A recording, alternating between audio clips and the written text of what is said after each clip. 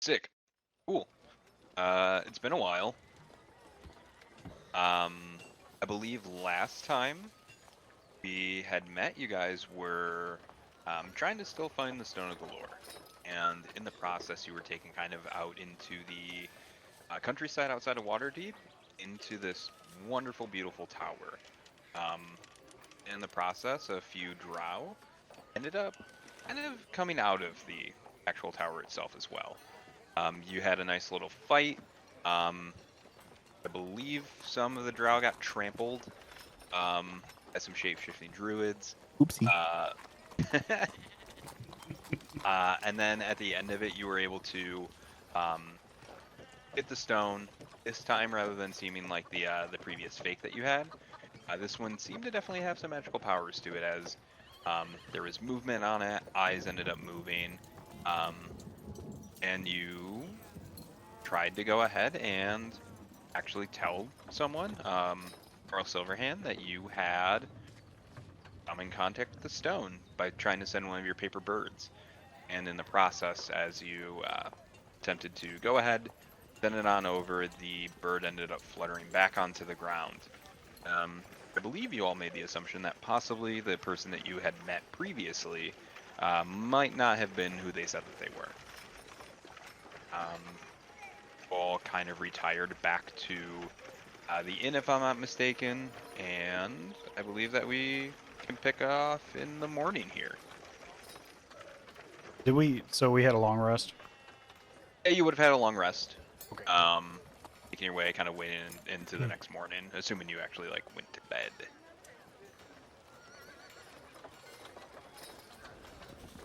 Sleep is for the weak. Then I am weak.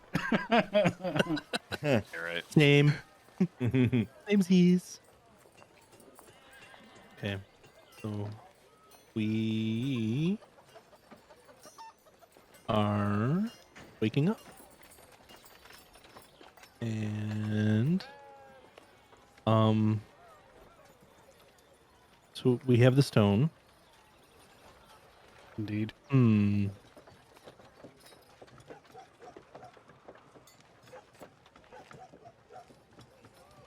Kai's gonna take a sip of tea in the morning.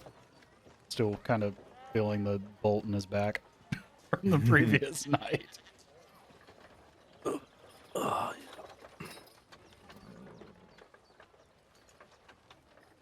And then he's gonna put the stone covered up by a cloth on the table between everyone. Well, undoubtedly,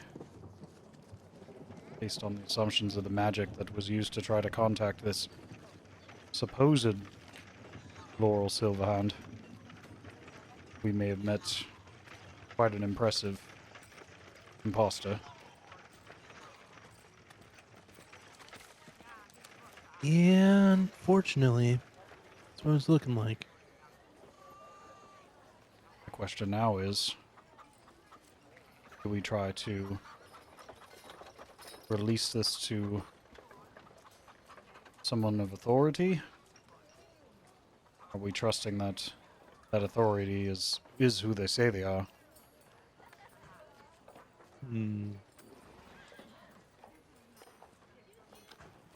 Or do we... I don't think we should trust the person that says they were Silverhand previously. Certainly not. Not without some means of confirmation. Yeah. In just a short period of time, we ran into both the Xanathar and now some unscrupulous drow, all in one day. Many parties at work here. Yeah. Is anyone familiar with a means of dispelling magic if we come across another individual? I'm sorry, did you say dispel or dispatch? Either or. Oh, if we talk about dispatching, let me know. Do that, definitely. Well, Perhaps we might not want to kill them before we know who they are.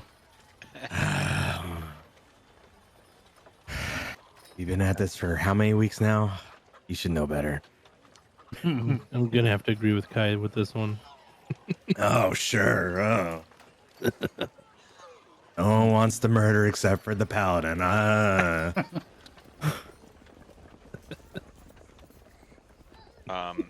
As you guys are doing this, your ghostly apparition barkeep comes by the box and just kind of sets it on the table, and there's a lot of jingling inside of it.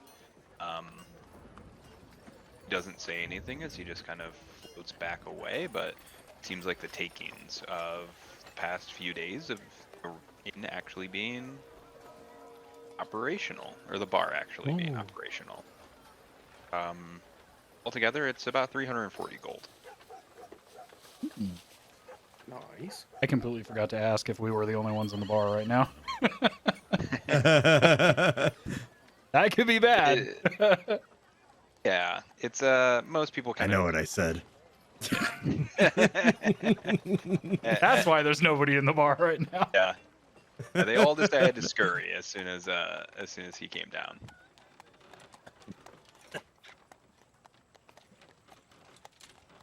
As this is happening as well, the stone is just sitting there, I guess blinking at each of its eyes, kind of periodically. 340 gold, huh? I guess we'll split that up amongst us. Yeah, so it'd be 85 each. Okay. Splitting it evenly. All right. Sounds good. Well, gentlemen, what are options here?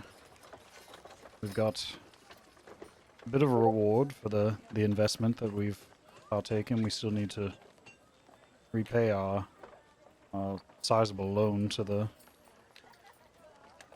local guilds, but at the same time, there could be quite a much larger sum if this trinket is what it is supposedly supposed to be. But the other problem is, do we have the resources and the ability to find what this stone is seeking?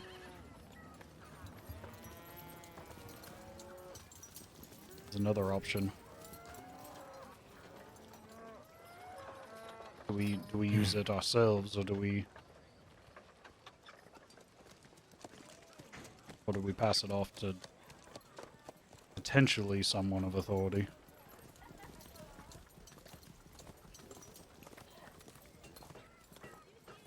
I don't know, man.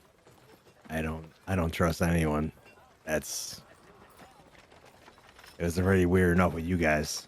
And we've been through hell and back, so I ain't listening to anyone except for you guys. So wherever we decide, I'm with you, but I don't want to give it to anybody if we don't have to.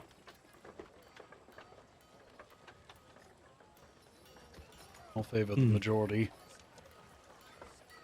We do know Whatever majority goes, I'll go with. we don't have any certainty that who we speak with now is who they say they are. Yeah. Could just frame it up, put it behind the bar. You know? I like it.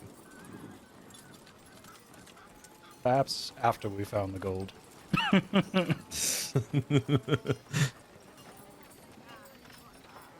Yeah, I think we should hold on to it. And Yeah. say where it might lead. I think handing it off to anybody would probably be not a great decision. Would agree. I'm down. Well, in that case, we need to perhaps restock our needs and perhaps upgrade our equipment if we're going to be treasure hunting.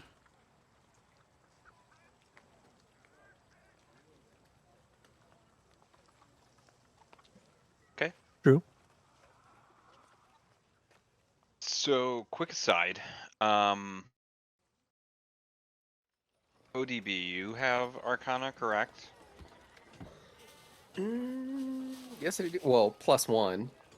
Okay, but you are proficient in Arcana. I am correct? proficient in Arcana. Yes. Okay, cool. Is anyone else proficient in Arcana? I think Tenach, you may. Okay. So, between the two of you, you would know that in order to use a lot of magic items, you have to spend some time with it, kind of learning it, Attuning to it. exploring it. Yeah, attuning to it. Take roughly about an hour to do. So between the two of you, doesn't matter which, one of you can spend some time attuning to the actual stone. Thank you. Attuning to the stone to go ahead and possibly use any sort of magic abilities that comes from it. Could we both do it? No, so only It'd one have to of be you can one of us? attuned to it Hold at- hands, put the gem No. in one hand, and go like sandwich it. Yeah, we'll just like pancakes feel- like an hour. I feel like Vale's character would be more into that, just with, being a druid and being kind of tied to nature and things. I know it's not a nature, obviously, something from nature, but I just feel like your character might be a little more interested, whereas, like, I just kind of, my character's more of a doesn't really care type personality, so between the two of us, I feel like you would be the better one to do that. Okay. I accept. I'm like more interested in, it's got these eyes that are blinking, just like trying to poke the eye, just to be like, what the fuck? Come on, man. Stop that. Can you stop blinking at me? Yeah, that works for me. Yeah. So you're I'm going to go chilling ahead for and now. attempt to attune to it. Okay. Yep. So you're just more or less sitting there, kind of studying it, trying to learn whatever sort of powers it actually has. Yep. Cool. In the meantime, the other three, you can kind of wait around. You can off trying to buy stuff, kind of completely up to you how you want to go ahead and go about that. Remembering back on a few days prior when we met up with that at the apothecary, or the I forget the name of the shop that's in our area around the bar. I believe we had spoken to the owner, and they said they had was it a potion of detect thoughts? Yeah, it was a potion of detect thoughts. They had a few. They had kind of the normal, just what you would kind of find in any sort of apothecary. Mm-hmm. Yeah, then they did have a few that were a bit more. Potion of detect thoughts, water breathing, some healing potions, and then one for animal friendship as well. Right. I don't remember what the potion of detect thoughts was worth. How much it actually cost. Right. So, let's see here. I feel like that might be useful right now. Mm-hmm. So, altogether, it would be looking at 225 for the potion of mind reading. Mind reading detect thoughts. Potion of mind reading, Mm-hmm. you gain the effect of detect thoughts. Gotcha. I'll let you borrow some money with a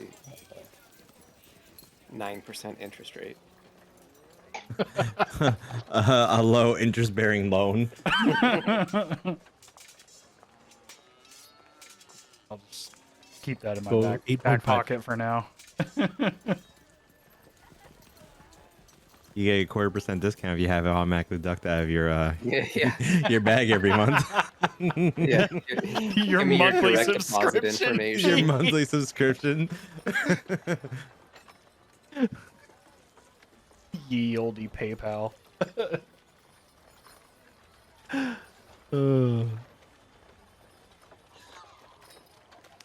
Yeah, I'm gonna hold on to that for now.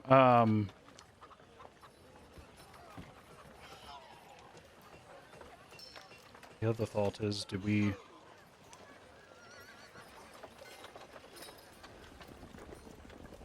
hit up and see if we invest in some armaments or items to help us weather what may come of this decision?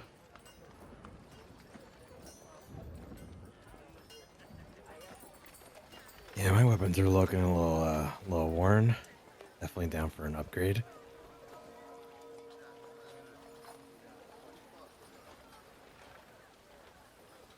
Yell out the window as you guys are walking. I could use a +1 mace. There's like, Well, gentlemen, would you Right. like to stock up on potions and plan for the worst, or shall we assume the best offense is a good defense and look for better weapons? Or vice versa. The best defense is a good offense. The best potions are the best offense. So you're saying You guys- the best potions are the ones you don't need to use. You guys can go get your magical brewskis or whatever. I'm good with just hitting people with a club, so I'm gonna get it. Fair I'm gonna enough. get some weapon. I would, Yeah. out of various things, I would probably be most interested in a shield upgrade. I have my mace upgraded already, but that would be what I would be interested in, I think. How long did Tenach need to attune to the item? So Full like an hour. hour or so. An hour. Okay. That's not bad. The problem is if we have to go up to the smithy that we were at previously, that's quite a ways away, wasn't it? I think it was in the nicer end of town. So there is one actually inside of the alley. I believe you would have met the individual. It's well, there's two. There's Embrick, as well as Avi. They are at the Human Steel. Well then, perhaps we should pay them a visit, and since it's a little bit closer, while Tenach is focusing on this item, I'd hate to put a significant amount of distance between us. Bitch, I can fly. I can move.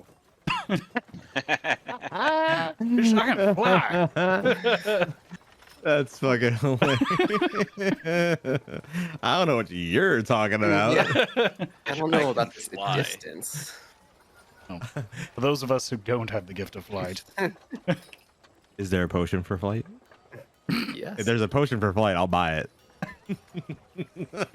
right? One exists. It's just a matter if we have been exposed to one yet. Right. So we need an angry flying paladin.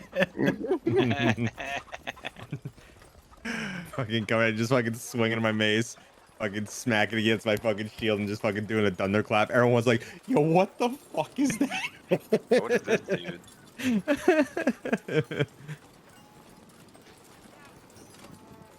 Oh well, Tenach is busy with the item. I think I'll be headed to the smithy.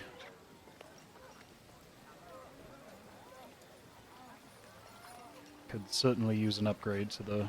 As much as I have grown attached to this bow, I'm not opposed to something that better serves the purpose of combat, or something to supplement it for sure.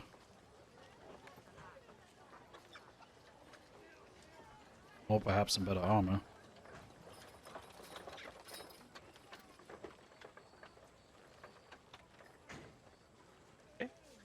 So do you want to go ahead and check out the shop there inside of out of the alley? I think so. Let's do it. Okay, cool. So it is Steam and Steel. it is open. Seems like that there's some smoke kind of still bellowing out from kind of coming out the door and window sill, the seals of the window. As the actual inside of the place is a little smoky. But there is a shopkeep that you met previous. Embrick is just kind of sitting there, not really doing much for the day. Good morning. Are you perhaps open and willing to allow us to peruse your wares and ask a few questions? Always looking to make a sale. How can I help? Well, it depends what you have available. Are you I recently took some damage. Running about just some vagrants. Took off a lucky shot. You wouldn't perhaps have some better armor or some more finely tipped arrows that I might be able to make sure they don't get the shot off in the future? You're looking for either armor or arrows that can stop people from firing? No, or just something something that could do a bit more range damage. Ah, okay, I understand. Let me go ahead and take a look here. You're looking for crossbows or just regular arrows? Some bolts? Potentially a crossbow if it's a bit better, and I'm gonna pull my longbow out. If it's a bit of an upgrade from this, but I am partial to something of this nature, but depends what you have available. He looks over and he says, "We do have a few crossbows. I'm not 100% positive if it will do more damage than what you currently have, but You can offer to test it on him. if you want to expose your back." Perhaps another time for that one.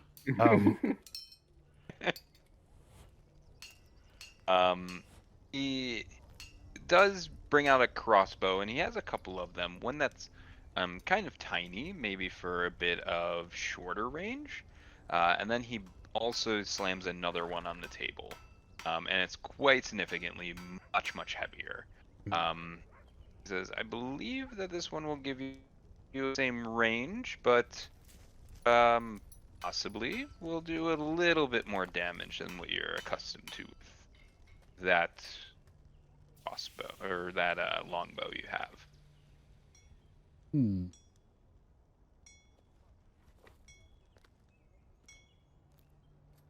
were looking for it, or it would cost you about 50 gold or so.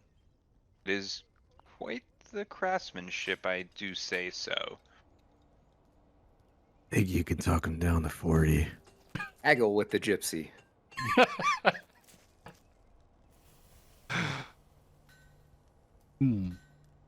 Actually, why don't we hold on?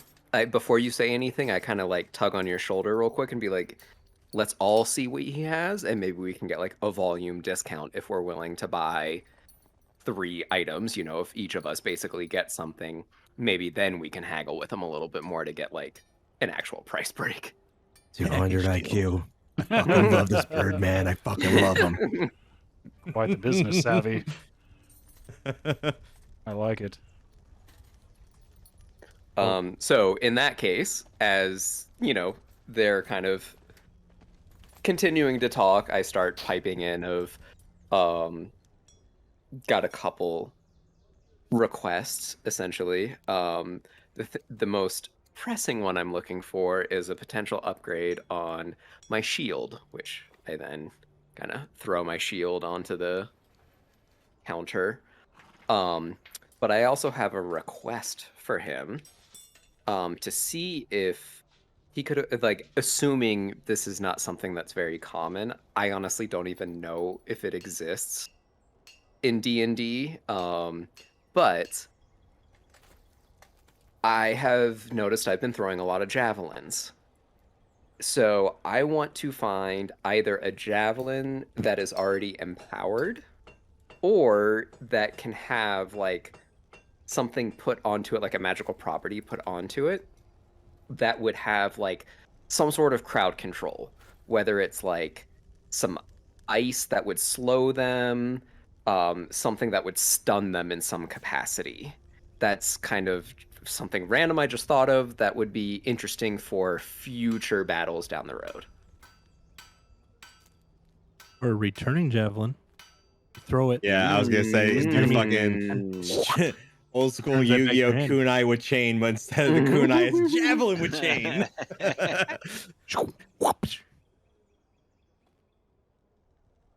Okay. So the guy, he does look a little bit perplexed, and we don't have many people asking for this, and most people that do want it,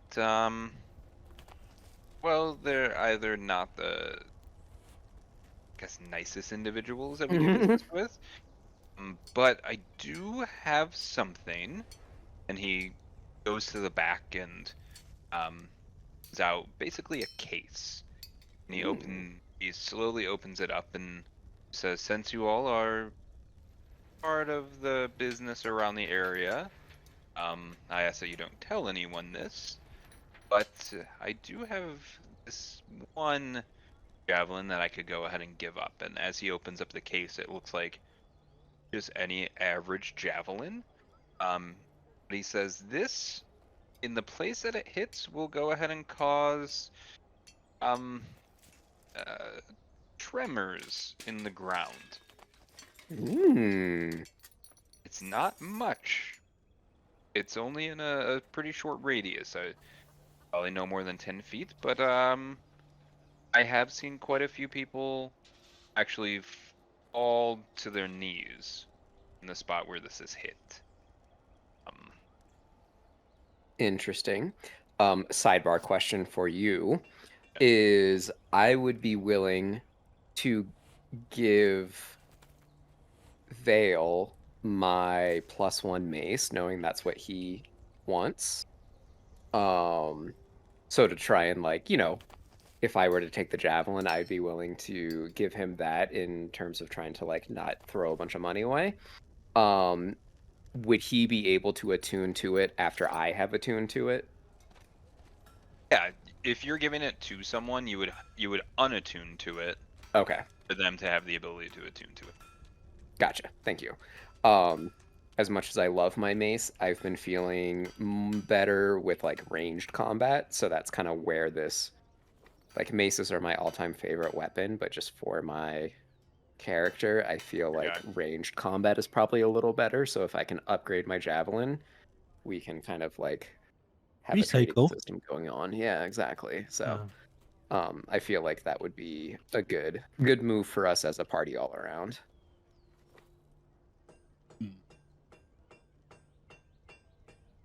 Okay. I does say now, I'm sure you're probably a bit used to your javelin doing quite a little bit of damage. This is gonna be weaker than most. It gets its actual benefit from its magical property. Not gonna hit as hard, but it's gonna cost. Not very common that you find something magical like this. We're looking at about 150 gold. Okay. Oh, okay. Okay. So in that case, like, I'll let Shiny jump in to discuss whatever he is looking for. You get a quote on your shield. Oh yeah, were you still interested in a shield? I mean, if this is gonna cost 150, no. I would be interested. That? Yeah, in the javelin. All right. I'm paying you for the mace. No. No.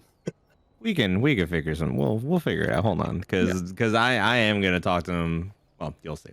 We'll get there. Okay. All right.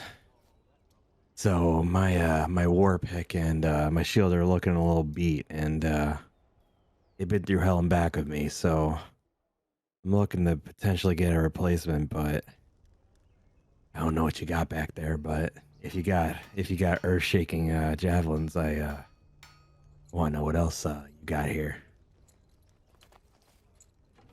Okay. He beckons and just says, "Can I see your shield and war pick to determine its quality?" Oh yeah, absolutely. Let me go.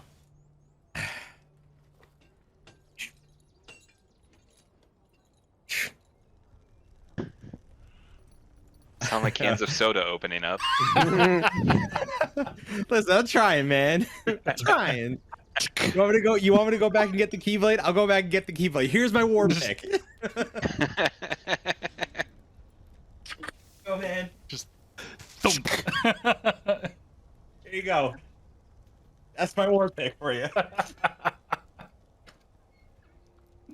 Cool. He looks over the shield and kind of runs his finger across it and says, "Whoever you got this from was quite the craftsman. I could repair it for you to take out some of the dings. No offense to you or anything that your group has. I don't know if you could afford a better shield unless you have an extra." Starts kind of lifting up his fingers. Try us. An extra 800 gold.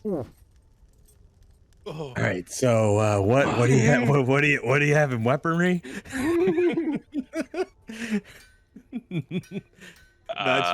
What do you have in weaponry, mister? Oh, golly gee, that's an awful penny, buddy.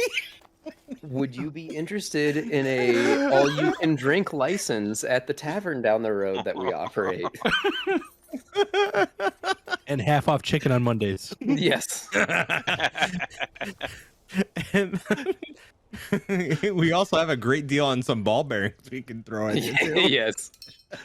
You can literally throw at him. Throw the ball bearings at him, run! Grab the loot! All right, I'm definitely interested in potentially buffing all the things out of the shield, but what do you got weapon-wise? Because I really have no attachment to this weapon. I found it off of a dead something a while ago, and yeah, so that's that. Who did you get? Never mind. So were you looking at keeping a war pick like weapon or just whatever you could find? I'm preferring a one-hander so I can at least keep my shield. Understandable. Of course, I do have quite the common regular sword if you would like. I probably could find a war pick or maybe something a little bit stronger if you're not looking for anything magical. I'm just looking to deal a little bit more damage. It's kind of have all sorts of different wares. Just anything, really? Yeah, I don't really need anything magical. I got plenty of aces in the hole. Just as long as they can just clobber something real good. Flex for him. That's all the magic you need. Flex on them, Daddy. My magic is in my arms. I wish it wasn't. Now, I do have be a little bit different. It wouldn't be a bludgeoning weapon as before, but I do have, and he kind of struggles with it, but he sets something down on the counter, I do have, and he sets down what looks like a battle axe. Because it's heavily weighted on the front, so it's a bit weird to wield, but I think that you could do it. You seem like a big, strong lad. Oh, I like the I like the little dragon etching you have on the end of it. That's Can I hold it for a second, please? Of course, and he hands it over.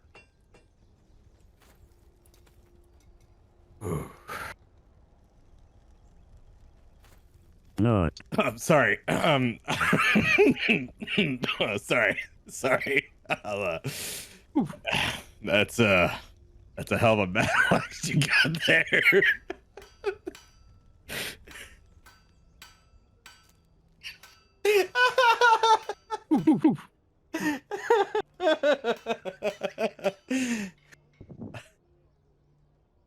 What's what's it called? I mean, hey, you tell me. Can you tell me what the stats are before I tell you if I'm interested, or is it like I gotta buy it and then you tell me? Oh, of course. It would do a little bit more damage. Your rolls. I think that your current war pick is 1d8, if I'm not mistaken. So it's +4 the hit, and it's 1d8 piercing +2. Okay. So a battle axe is going to be 1d10. Slashing damage instead. You still get the same plus to hit. Nothing changes from that. It's just going to add a potential of 2 more damage. So everything else is the same property-wise, just d10 instead.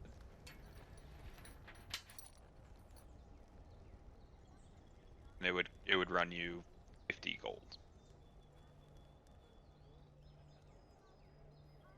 Yeah, I'll buy it. That way we can haggle. That way we have the 3 items that we can pull together. So it's Yeah, I'm definitely interested in the axe now. Before, hold on. So my thing's 50. ODB's is 50 also. Or no, his is 150. Sorry. And then Stoppers is 50, right? Yeah, I'm probably not gonna pick up the crossbow. Oh, okay. My other I idea. think we could probably still haggle. Bad. I like the crossbow, but it's a little not my style. My other item I was looking for was perhaps something, some lightweight armor with a bit more sturdiness than the studded leather that I'm wearing now. Is that something you might have on hand? That's something. Of course, I could probably go ahead and find something. You're looking to upgrade from your studded leather. Yeah. Remind me, can you wear medium armor? I can, but trying to add a character, trying to find something that, because I think all the medium armors give you a disadvantage to stealth checks. So if it's gonna do that, I'm just gonna walk away from it. So it does not give you a disadvantage on that unless it's like a character trait for you. That's heavy armor. Heavy armor gives you a disadvantage on a lot of Oh, okay. stealth checks. There are some medium armors that do. They have, I think it's half plate. We'll go ahead and give you a disadvantage, but I think that there's other things like chainmail shirts and hide and stuff like that that they don't have any sort of effect on that. Okay, hold on one sec. I thought chainmail did, but I could be wrong.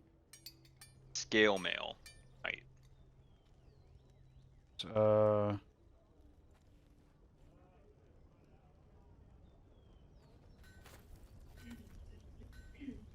Yes. So scale Okay. mail and half plate would give you disadvantage. Right. Okay, but chainmail would not. Wait, no, Correct. chainmail's heavy armor.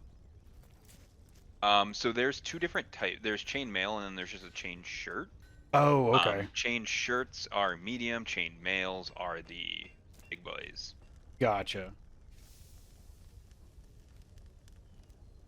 Ooh. Okay. Yes, if you had a chain shirt that I could throw on in lieu of this leather, I think that would be a little more suitable to deflecting blows and potential projectiles. Of course, and he bends down and just kind of takes a box from underneath the main area where he can do any sort of transactions, and he picks up and kind of struggles and just slowly kind of sets it down on the counter as it all kind of gets a little bit lighter and lighter as he starts to lower it down. He goes, "It is a little bit heavier than your studded leather, but we'll do a little bit better of a job at stopping some oncoming attacks from whatever you all are looking to do against." Really angry baked goods. Magical angry baked goods. Naturally. And the occasional goblin. Of course, they're kind of assholes. I would have to agree with you. But they make good target practice. Careful who you say that to, but we've had our fair share of fun as well. Fair enough. I think this will do a little bit better than the crossbow in this case. So, gentlemen, is that everything that you're looking for? No. Yes, let's haggle with the gypsy. So altogether 50, 50, and 150, so we're looking at 250? About 250 or so altogether. If we were to buy them as a lump package, would you do 200? That'd be quite the discount, especially giving quite a rare magical item. Would you have use for that leathered armor or the war pick that you have? I'd be more than happy to put that in for the trade. Drop it down to 200 then. I'd be willing to give the war pick. Same. It's a good call. I didn't even think of that. Well, if you're looking to go ahead and depart with your previous items, no matter how exactly you came in contact with them, I'd be more than happy to go ahead, put it into repair, and we can go ahead and sell it off later, but 200 would be more than acceptable for everything. It's out of his hand. Gentlemen? I believe you have a deal, sir. I'll shake his hand.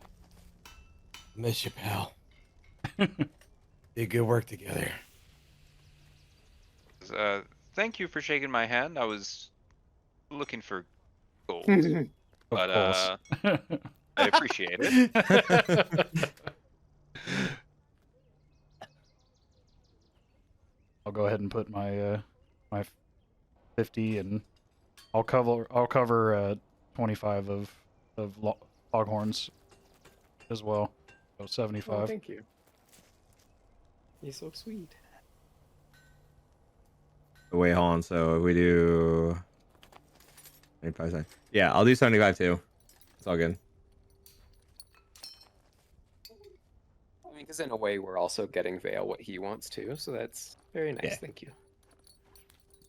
Yeah. Okay. So the two of you are doing 75. Right, so Yeah. that's And then yeah. and then ODB does 50. So ODB Right. somehow comes out spending the least amount of money in the process. Most expensive item and spends the least amount of money. But he's giving up his mace, so Yeah. What a genius. I mean, I'll give you my old mace too, so that way you still have one. Yeah, I mean, I probably should have some sort of melee weapon. Yeah. So- Yeah, you can have my old one. Okay, people. Sweet.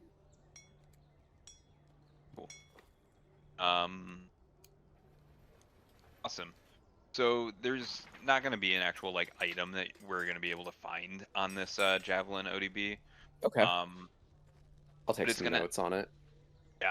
It's going to be the same properties as what a regular javelin is, as far as it's like range and any sort of proficiency bonuses that you get with it.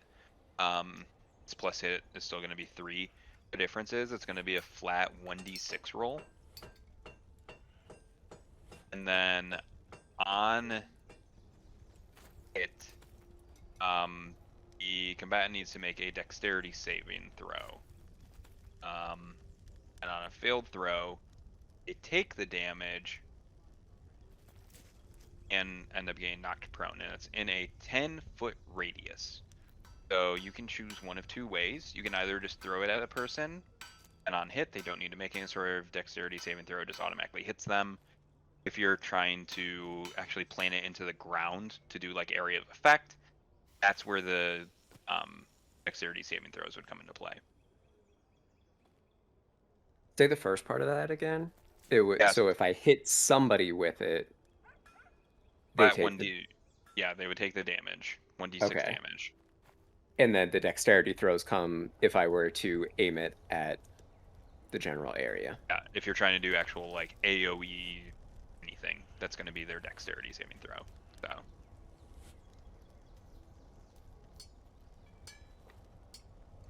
So armor it's 10 plus the armor class of the item plus your dexterity mod, correct? Yes. So it's going to be your armor plus your dexterity, plus if you have anything like a shield or whatever you're using, Right. that also adds to it. So for your new chain shirt, it's going to be 13 Right. for your actual armor class, plus your dexterity bonus. So your dexterity bonus is 3. 3. You'd be looking at 16 overall. Yeah, because I just added the chain shirt, but it stayed at 15. On D&D Beyond, let me see. Did you unclick the old armor? I did. Yeah, you I have to removed it. Oh, it's still showing up for me as the one that's selected. But yeah, you would have to. Usually, you just unclick it as like something that's not. Yeah, because I unclicked the chain shirt wearing it, and it drops to 13, which is just my dexterity bonus. And then I add the chain shirt, and it only goes up 2.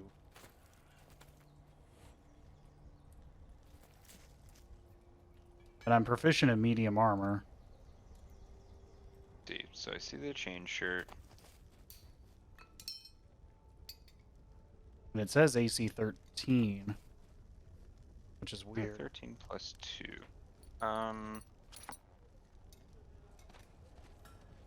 Go ahead and kind of play around a bit with it. Okay. It definitely should go ahead and.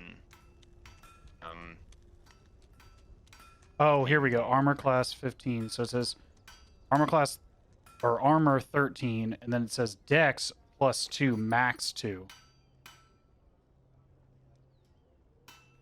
Armor class AC represents how well you're. You're losing a dex bonus. Oh, max 2. Yeah, it says max 2. Yeah, I must have missed something with that. Sorry.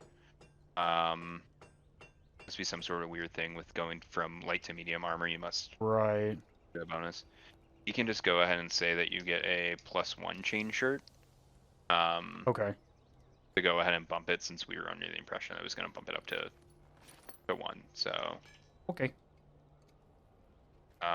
You can do a. They should just have chain shirt +1 as an item that you can put in if you go under manage inventory, type in chain shirt. Got it. You can just do that one. Okay. Yeah, now it's showing 16. Okay, cool. Enough for me then.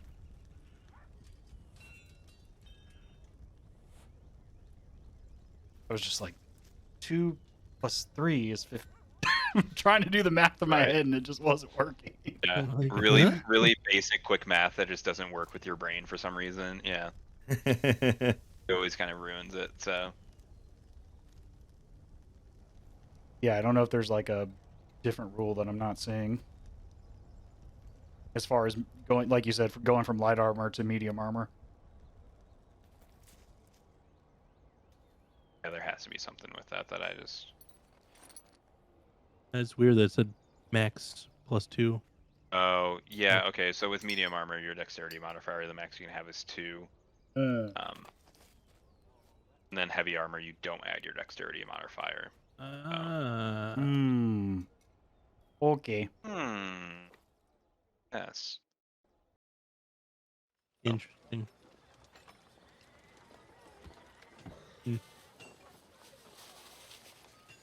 The more you know. Apparently.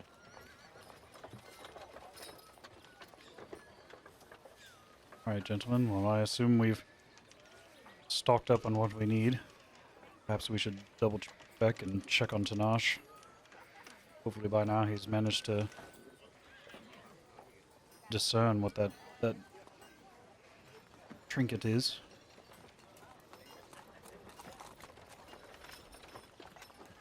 Hopefully he's not drinking on the job. He's a fine purveyor of brews himself. Perhaps he is.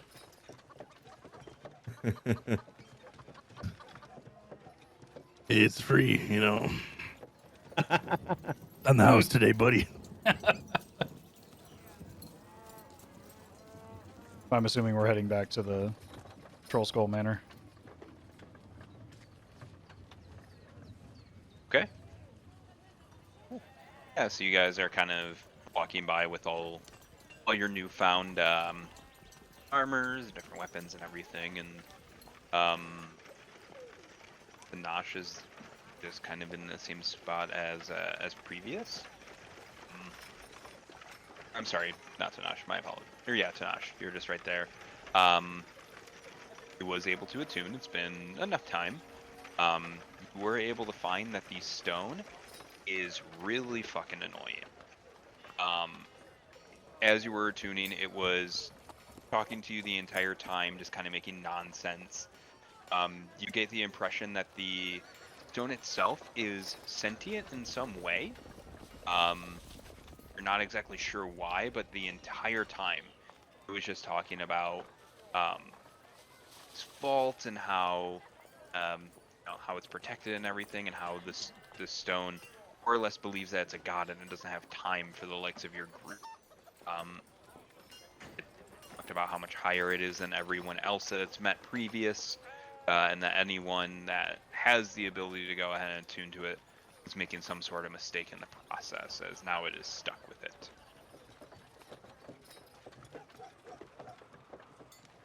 Now I'm stuck with this stone. I just gotta help my wife or something, so I'm just gonna be on for like 2 or 3 minutes. Sorry. Okay. Okay. You're good. So I imagine the stone's voice is like Gilbert Gottfried in your ear.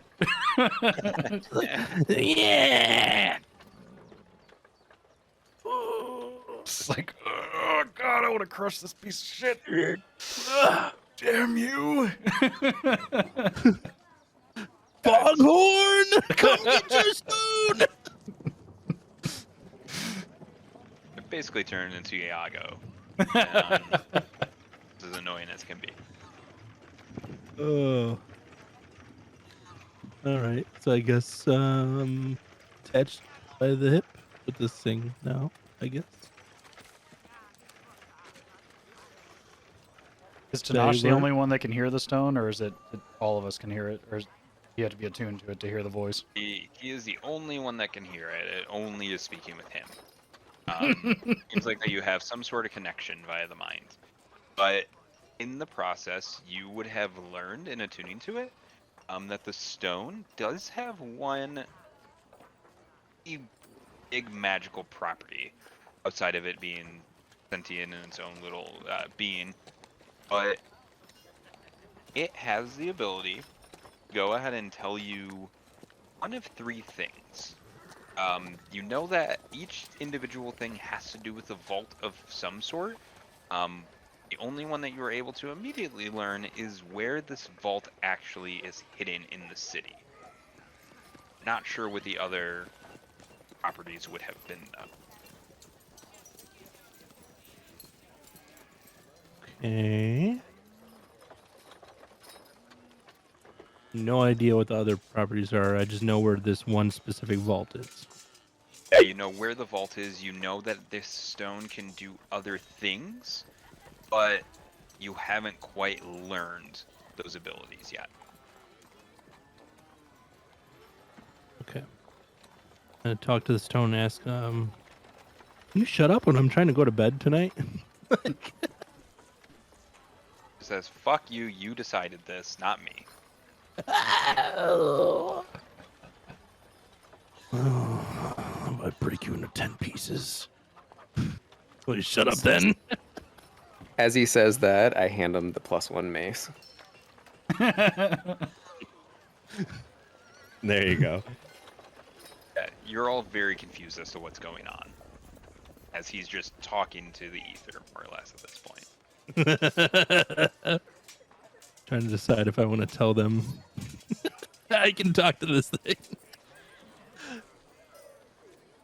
Did Yeah. your new little friend there tell us wherever this cache of gold, items, all of the above is, Tenach? Well, I can talk to it, or it talks to me rather.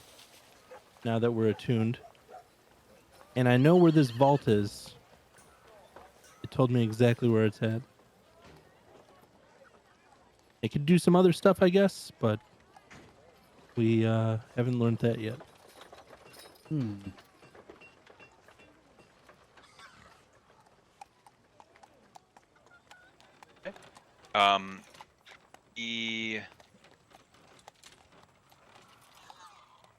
The stone does tell you, again, that the actual vault is outside of the city. It's actually there's a large windmill kind of in the middle of a field about a mile outside of town. Doesn't seem like it's been inhabited all that much based on what it's telling you, but the vault was planted there by Lord Neverwinter himself. It's not the same windmill we went to. A different one. The one we A burned to the different ground? one. Yeah, that was kind of more so a silo than anything. Okay. This is a whole nother building. I was gonna be like, fuck. Damn, we're gonna have to dig We that out. But it is. Balls. Well, grab your shovels, boys. Whee! I hand Foghorn my old mace. Thank you, friend. Yeah, You can have my old weapon. Well, we have a destination, gentlemen.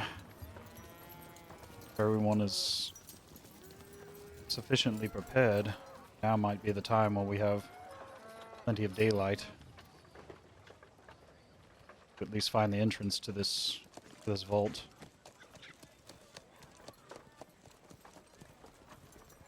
Yeah.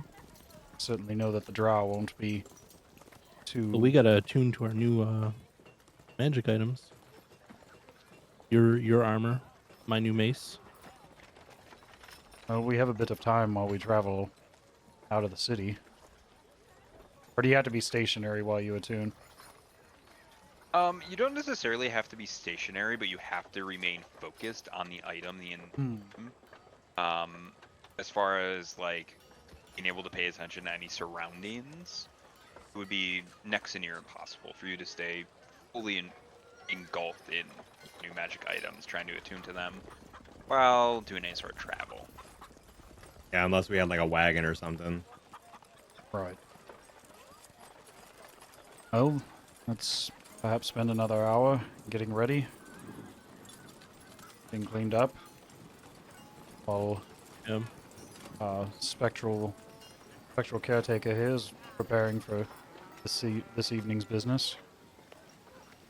While we have the time and perhaps have a spot of breakfast before we head out. Yeah.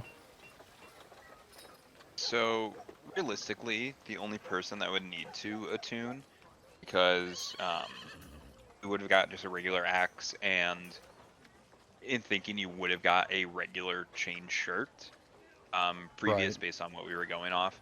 So I won't consider those magic items, but 100% this javelin is a magical item.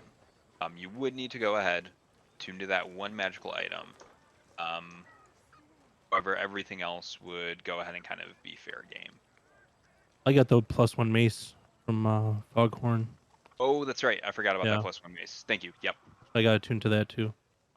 hmm I'm just your plain Jane basic bitch.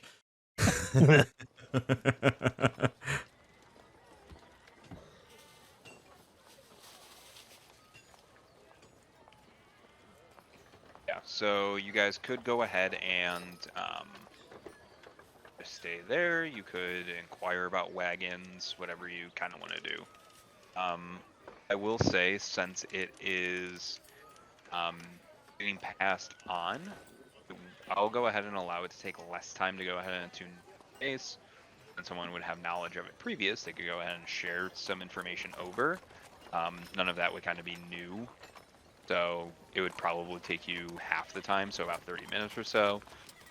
Javelin would require the full amount of time, though, unfortunately. Okay. Okay. Would you like us to bring you a meal, Foghorn, while you're in your room?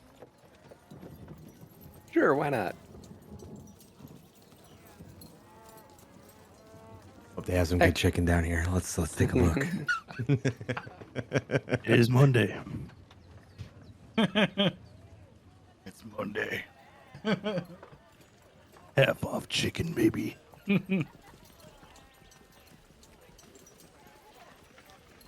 Well, Kai's gonna go ahead and gather up breakfast for everyone. Okay. Since you guys are kind of a tavern / pseudo inn, this would have been stuff that you just have within the inn. So you don't really have to travel far to kind of get the kind of regular things. You have some basic bread, eggs, some back bacon, things like that. You just have to go about actually making it.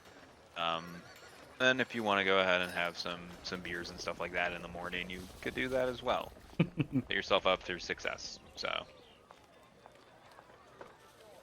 Speaking my language, DM, I love it. Some hair on the dog. I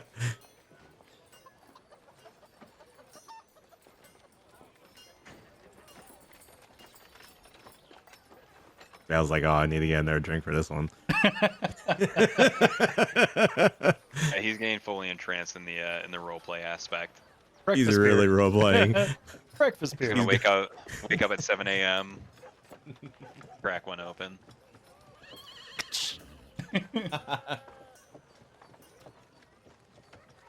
Cool. Yeah. So as you kind of get everything together, cook through you. It doesn't take you too terribly much time, but as you kind of put it down and kind of scarf, and you're just kind of looking over as your bird companion is just kind of more or less eyes rolling into the back of his head as he's just slowly caressing this javelin. But an hour or so has passed during that time, and it's still kind of early in the morning. At this point, it's right maybe a few hours or a couple hours before actual high noon.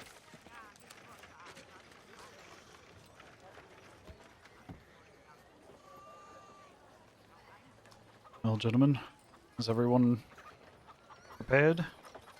Foghorn, are you and that Lance buddy? Yeah, I throw my chicken bone over my shoulder and say, I'm ready.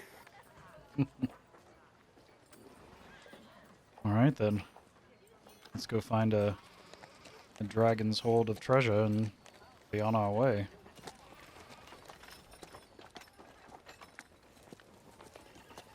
Yes. And if we're lucky, whomever was the one interested in this will be happy to make a little appearance so we can thank them.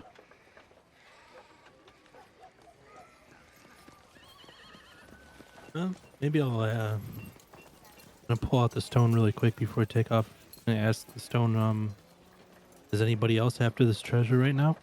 Have you told anybody else about this?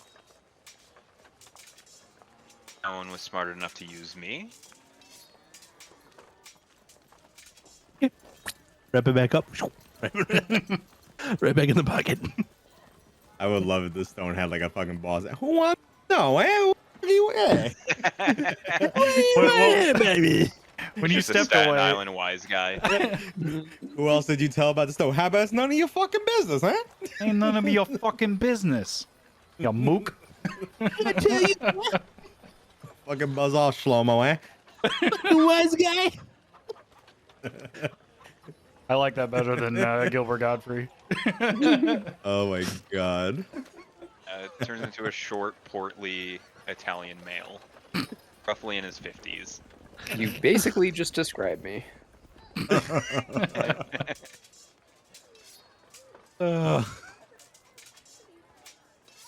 Oh man. Well, let's be on our way, gentlemen. If those band of drow have any friends, they certainly don't want to be out at night. Or out during the day, I should say. Yep. The more of the light we can preserve, the better, in this particular instance.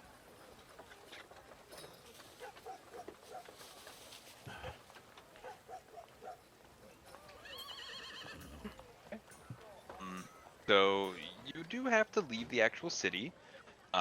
However, it seems like the stone was giving kind of really good directions. In the process, Tenach, you can kind of hear some muffling as it seems like the sound while it is traveling directly into your actual head.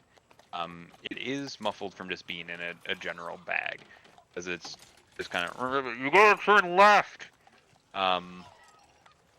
And eventually you are kind of greeted by a large old stone windmill that is kind of in disrepair. Seems like that it's well over a century old. The stone is kind of crumbling on the outside as moss has kind of taken over any sort of resemblance of an actual windmill portion. It's kind of been broken and battered throughout the years from different storms. General fatigue from just being outside for a while. But from what you can see, it would look like a normal windmill on its regular days. And there's just two doors, or what you would believe to be front doors of a windmill of some sort. Yours? Yours?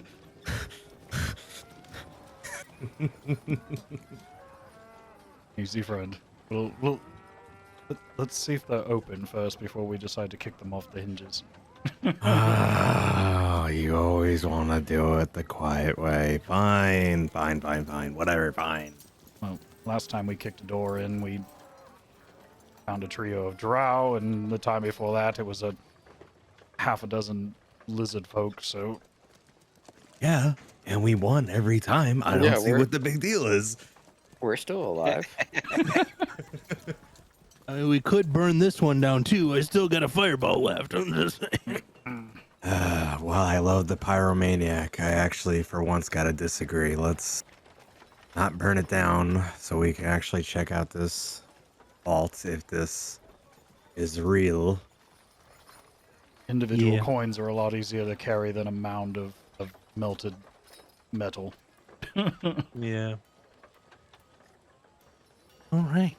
Let's go check the premises.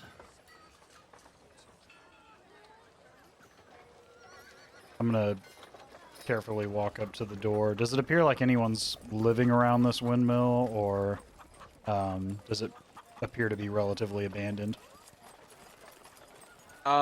Despite it being in disrepair, it seems like that there might be some people that have recently actually been here. Do hear some noise from the inside, but it seems like people kind of talking amongst themselves.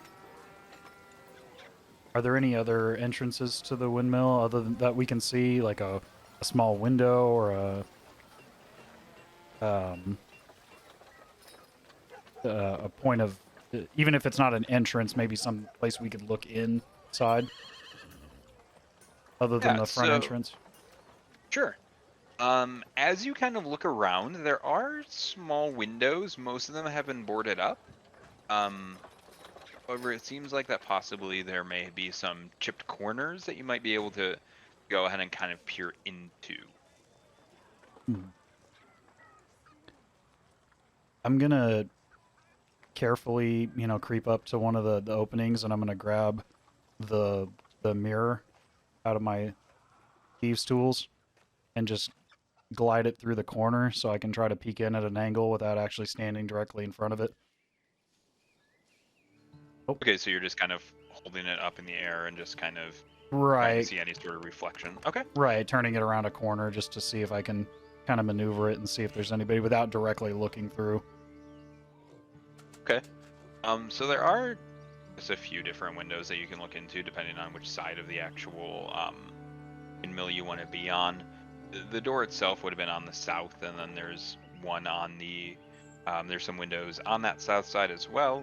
Then kind of east and west, just around the corner of the door, there are other windows. Do you care which one you really kind of look through or try to peer through? Maybe one either to the east or west, or opposite where the front entrance is, so I can kind of get a better understanding of what the inside of the building looks like without Okay. alerting to somebody that there's traffic at the front entrance. Sure. Go ahead and make a quick nature check for me.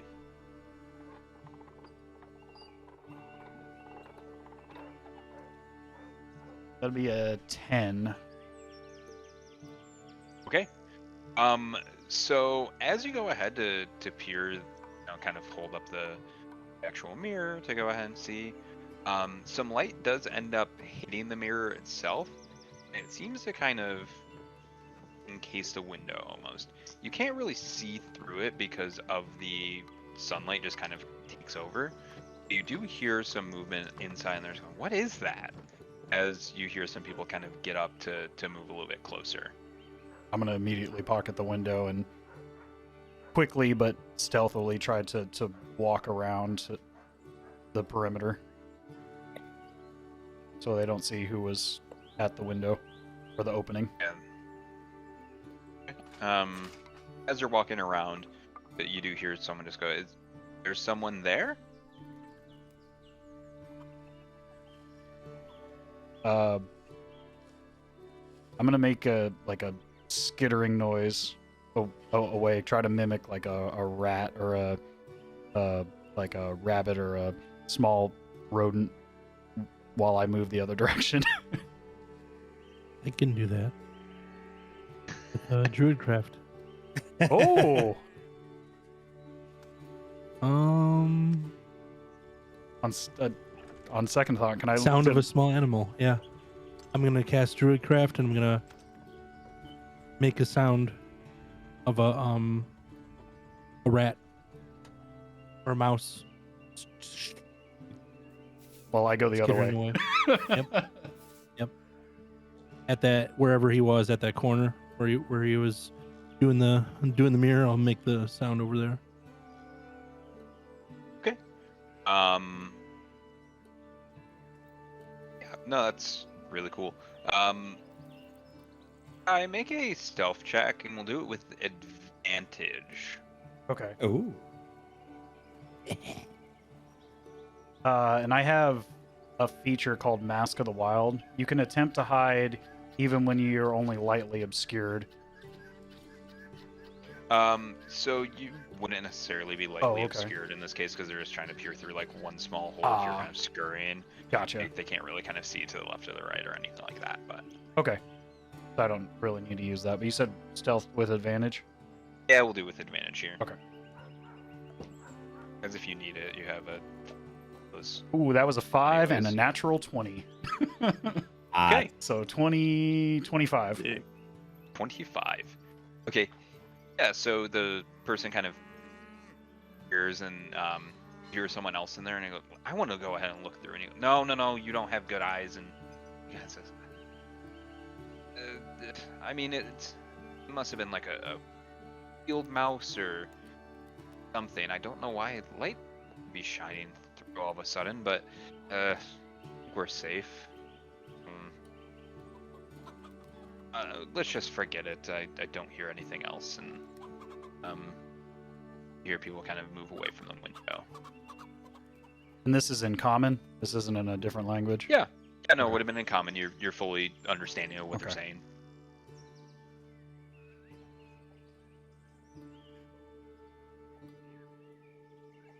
Once I'm kind of out of earshot and away from a visible area, I'm gonna just wave to everyone as I step away from the windmill. Hey, friend, welcome back. Just Huh? like waiting to come What? here. What? Hey. Is there an area of like brush, or is this a fairly just open field? There's some over kind of tall grasses, but for the most part, it's kind of an open field. I'm gonna kneel down in the tallest grass I can find and just wait for everybody to kind of collect up.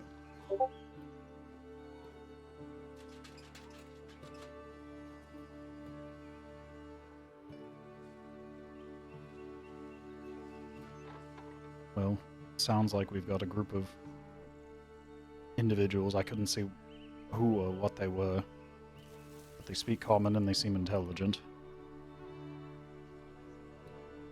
Could be more drow, or it could be more bandits, or some sort of critters, or maybe more of the Xanathar.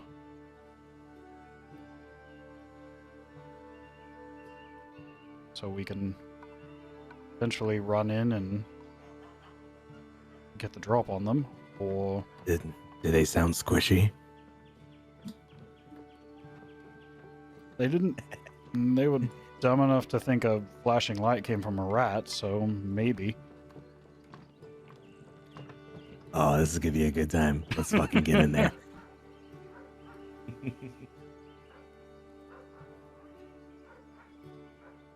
So perhaps we can get the drop on them.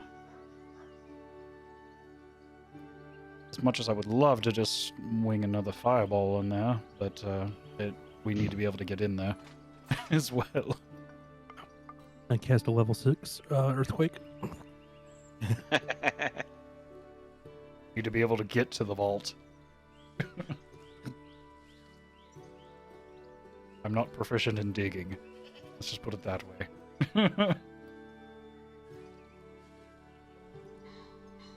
What do you gentlemen think? Get them quickly and with surprise, or do you have another suggestion? I'm always down for a surprise. I was a little surprised. We don't know how big that room is, so I don't know if we're all gonna be able to quietly get in there. So we might as well just get on in there, just get it over with. I mean, you only heard 2 voices. Maybe more. I only heard 2 arguing back and forth, but maybe more. I didn't have time to get much of a glance. The light shining in that I was using to see, they may have almost definitely noticed. We were lucky enough. Balsamic, can I cast my my armor thing that gives me +2 before we go in, or do I have to do it like You in can the cast it middle? whenever you want. Okay. Yeah, you- All right. Okay. So if that's the case, All right. Well, if we're gonna go in there, I'll go in there first, and we'll just fucking just make it fucking happen. Just if that's what you guys want to do, I'll fucking.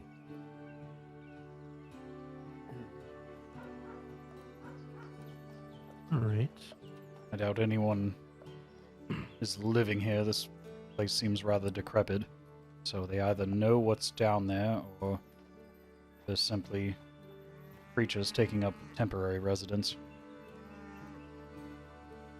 So, smash and grab. Smash and grab, baby.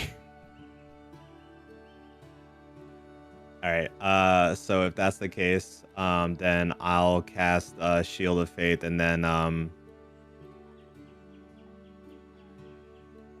Do you want me to just open the door normally, or do you want me to just fucking just kick it down, just fucking like, so that way they're all like, the fuck?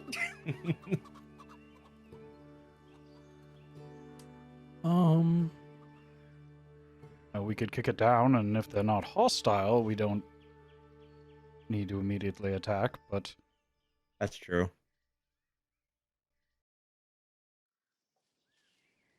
we'll know quite quickly. What do you think, it's a knock? I was gonna cast spider climb on all of us, and we can just climb up through the windows at the top. Just be fucking creepy.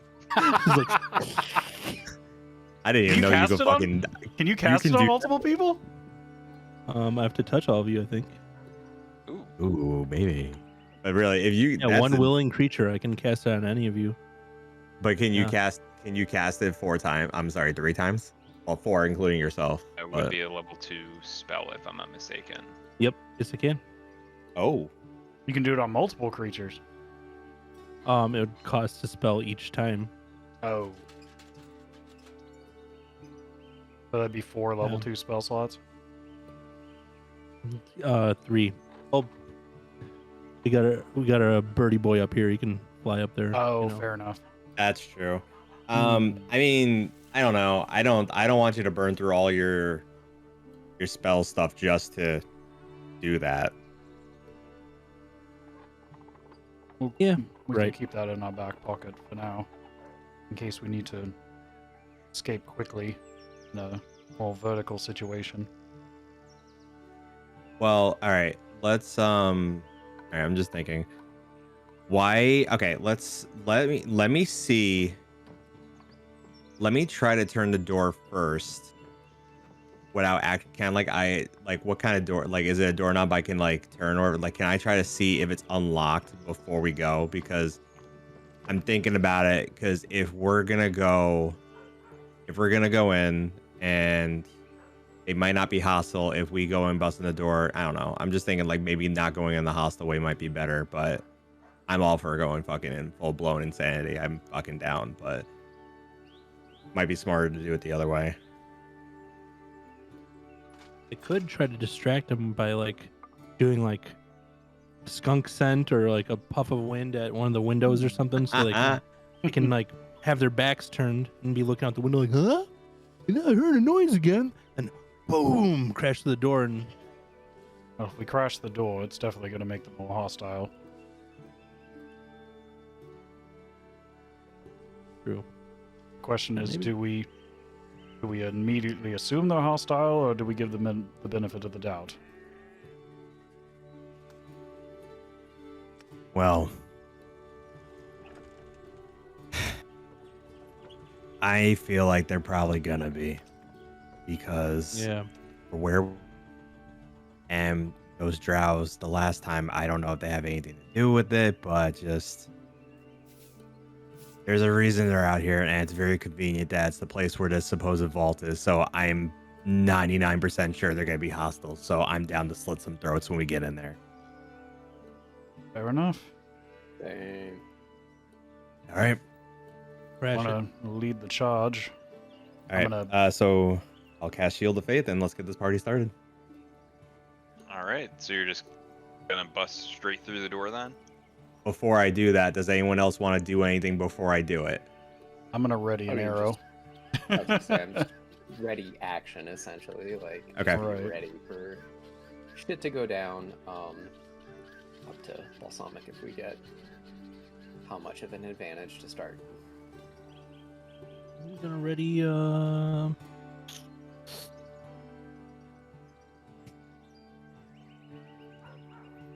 I'm gonna ready. Just gonna ready a poison spray. Oh no, I'll be too far back. Yeah, I'm good.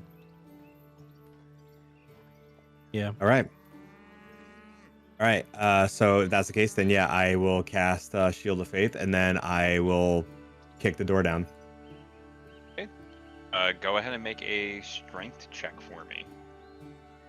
Okay, here we go. Strength. Oh, not saving throw. Hold on. Strength.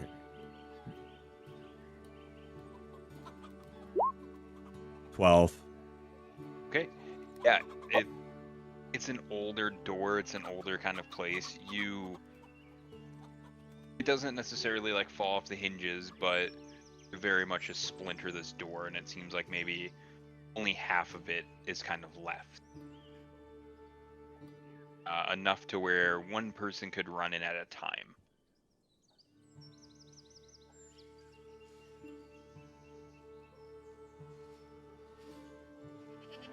But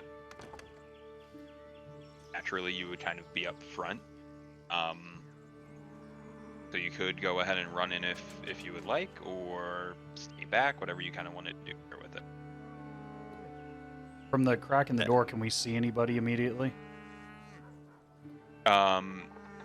So not immediately. It does kind of, the room kind of goes a little bit further back and kind of turns to the side.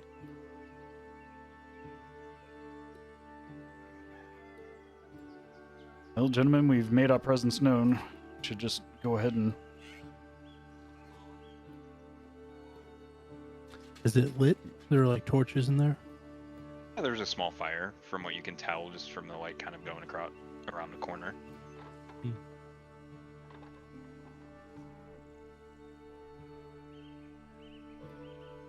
Okay. All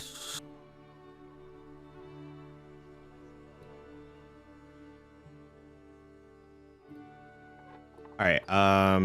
How like I'm sorry, I missed it. Did you like, so is there someone there or no? I'm sorry, I missed that. So there are people in there, but you can't really tell how many, who exactly, what it is. You just know that there are individuals, especially from the previous encounter,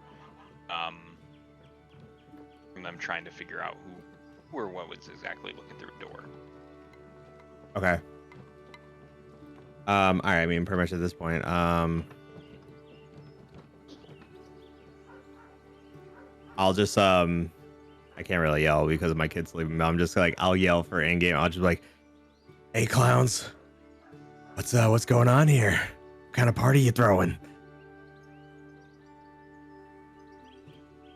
Who broke into my home? Right?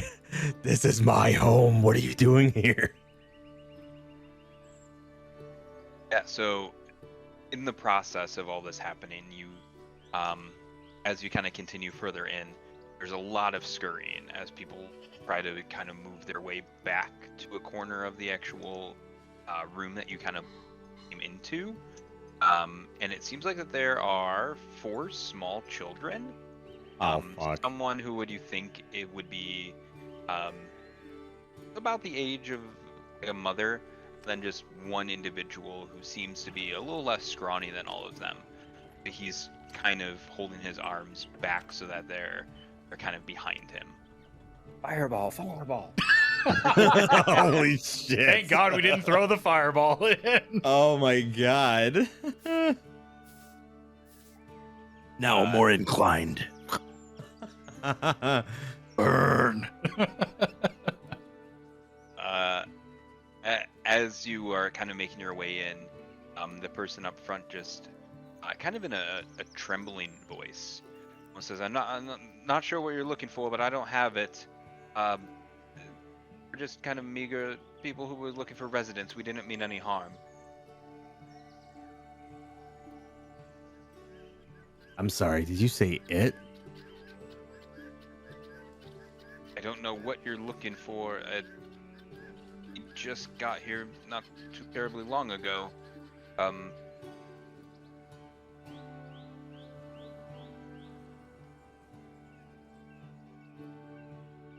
Abraxos, are you already in the windmill?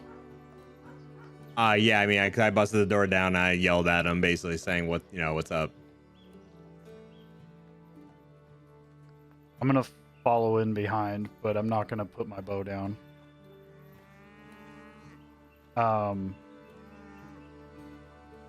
You said there's light pouring in now from where we busted through the door? Oh yeah. Okay. Yeah. And then the campfire, you said that was... Yeah, a small fire. It seems kind of contained in some sort of vessel, so it doesn't really kind of spread at all. But it's something small that kind of has like a pot over it. Hmm. You travelers heading to the city? No, this is just my family. We've fallen on hard times and we just needed a place to stay while I hopefully make a little bit of coin.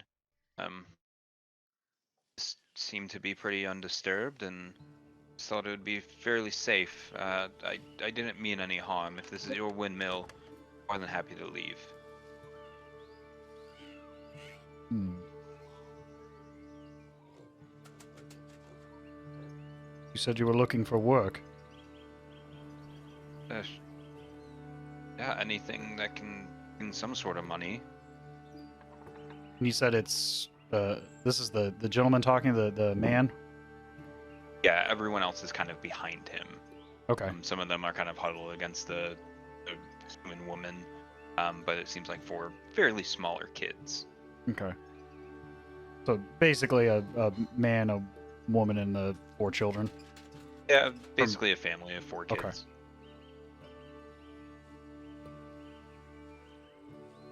I'm glad we didn't jump to assumptions here. But if you're looking for work, we do have a property in town.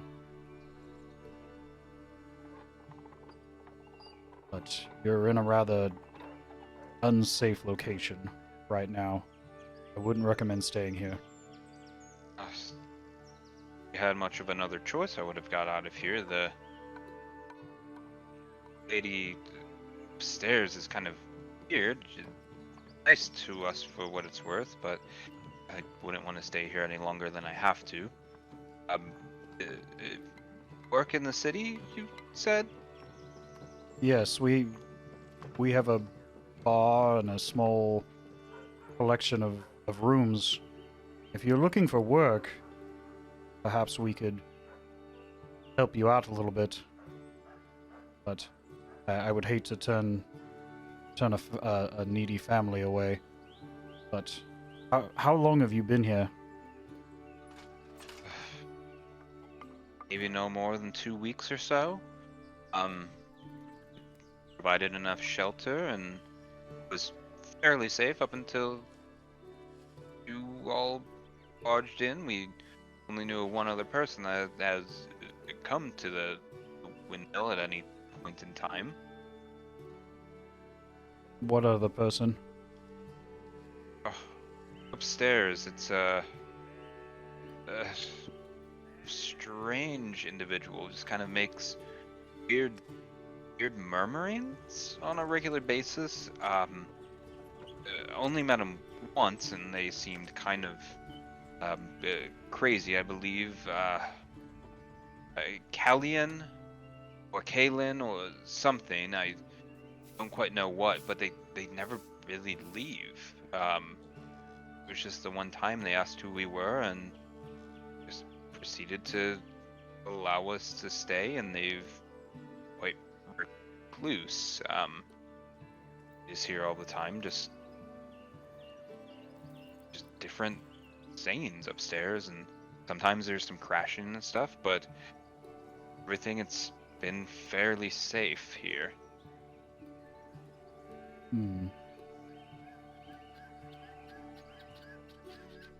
Gentlemen, I'm gonna recommend that this family leaves as soon as possible. Yeah, it's gonna get really loud and heavy in a few. And if it's all right with you, I'm gonna pull out 3 gold coins to help them enter the city for any taxes. We're the owners of an establishment, a bar, and a small inn. After we've dealt with our business here, we're going to return to continue to run that small business. It's a place called Troll Skull Manor. You're welcome to stay a few days there. And potentially, we may be looking for some additional employees to help run the tavern. But I would highly recommend that you leave this place as soon as possible. For your own Uh, well-being and the well-being of your family. Had the guy kind of his eyes up and just says, "Thank you. This is more money than I've seen in, to be honest, quite ever. Troll Skull Manor. Certainly, we'll be there. We'll see you there. Right. Whatever you need, just let us know." And he goes ahead and calls forth his family, who scurry past all of you, but backs against the wall as they try to shuffle out quickly as he stands between them and you. Right. Be aware there's a rather strange spirit that occupies our establishment. He's harmless. Just speak his name, Leaf. Leaf? I think it was Leaf. Yeah, Leaf. Tell him you're coming at our request, and he'll pay you no mind. The guy, he kind of grins and just says, "Ha, spirits at a bar, that's a good one," and just slowly kind of makes his way back. You'll see. Yeah, right, buddy.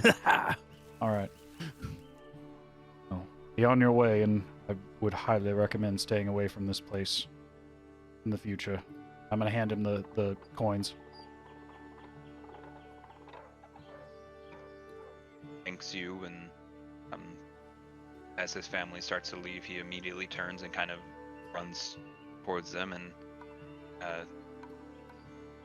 says, "We have to get out of here, whatever it was. Did you see how they obliterated that door?" And he just kind of yells back, "Thank you," and proceeds to kind of run a bit faster out. Well, seems there's one more occupant that may be quite a bit more strange than this family. What do you say, gentlemen? We go and greet this individual. He said the Caliph? What it was? Caliph? Or something to that He effect? said a few different names. He wasn't 100% sure, but Kallian, Kalin. And he said he was upstairs and or downstairs in the windmill? Yeah, so windmill upstairs in the windmill itself. Okay. And is it like do we see this staircase that they were referring to? Or is it in another part of the windmill? Yeah, so the windmill's not terribly big. It's comprised of once you get in, directly kind of front facing from the actual door itself is what looks to be a spiral staircase that kind of makes its way up, and then the room that you kind of cornered the individuals in was off to the right. All right, gentlemen. Would recommend we stay on our guard. Abraxos, is your spill still intact for the time being? Oh yeah, we got time. All right. I'm gonna keep the bow kind of half drawn and prepared. If you like to lead the way, and we can perhaps greet this mad, slightly strange individual. Sounds like a plan. Let's get going. All right.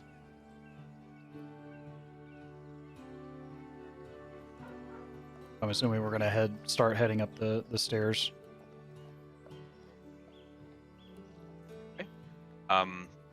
So as you start heading up the stairs, you do hear kind of, I guess, almost manic, just a manic voice, just very quick speaking. A lot of under the breath sort of speaking as well, as you can't really fully make out what exactly it is, as there is a half-open door. As you kind of make your way up, it starts to become more and more clear. It seems like someone just saying something about Lord Neverwinter, but you're not exactly sure. Or, you're not exactly sure what they're saying necessarily. I'm gonna look back at Tenach. Stone say anything to you about this individual?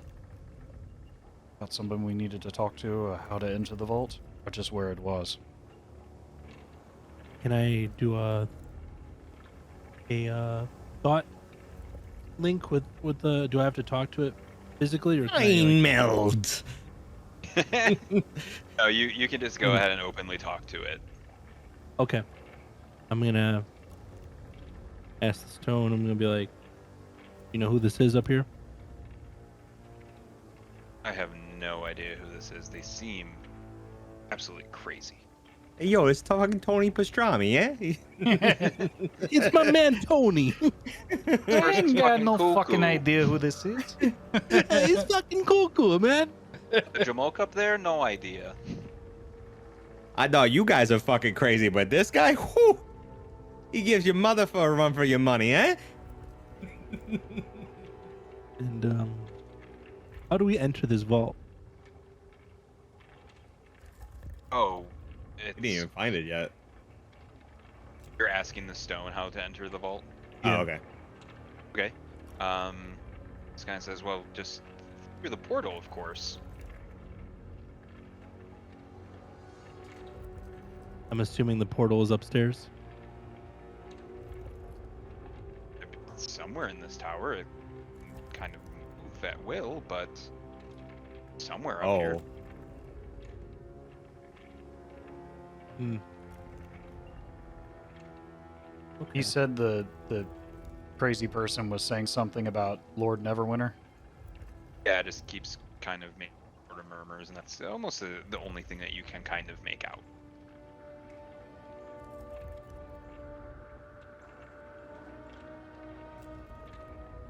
Okay. Gentlemen, do we want to approach this gentleman with caution? He sounds like he's speaking about Lord Neverwinter. Perhaps he does know something. Do we know what Lord Neverwinter looks like? Or look like? It was a previous open lord within Waterdeep. From everything that you would have seen, it would have been it's a fairly regal individual, longer hair, kind of a full beard, but is commonly in similar garb from what you would expect from most other male lords. Purple and blue robes, always seems to have some sort of sword or dagger or something kind of made, but is very, very well kept, well put together. Past that, you don't really have any sort of idea of what exactly would distinguish him from most other individuals. I was gonna see if Kai wanted to play a little dress up again. Just walk in there and be like, I am Lord Neverwinter. I've never heard his voice, so don't know if we can. Yeah. Yep. Yeah. Don't know if I would be able to pull that one off. It was an idea.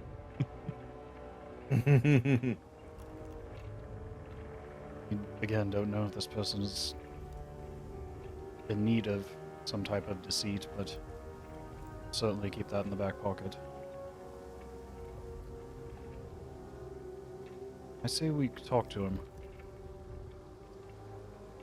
He may seem crazy, but maybe there's more to it than that.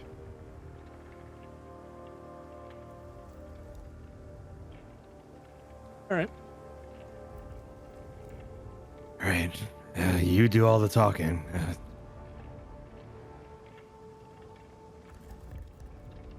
All right, I'm gonna cautiously I'm gonna keep the bow kind of downward and half drawn, but Kai's gonna, step up, close to Abraxos.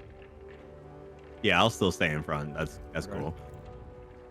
Hello there. I'm gonna call up to whomever this is at the top of the stairs. Okay, so you're just kind of calling out, but not necessarily like going into the past the door. Right, calling up in hopes that the person hears that we're down here. Hello? All of a sudden, the murmurs stop. No response back, though. We don't mean any harm.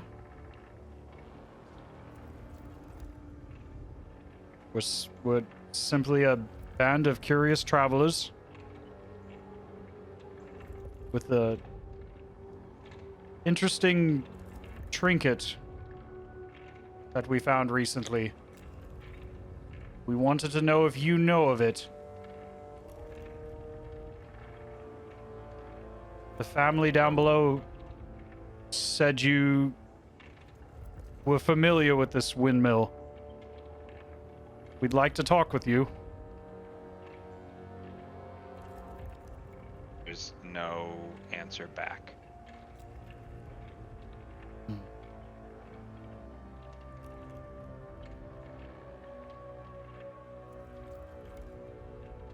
I imagined Kai's kind of tightening his grip on the bow.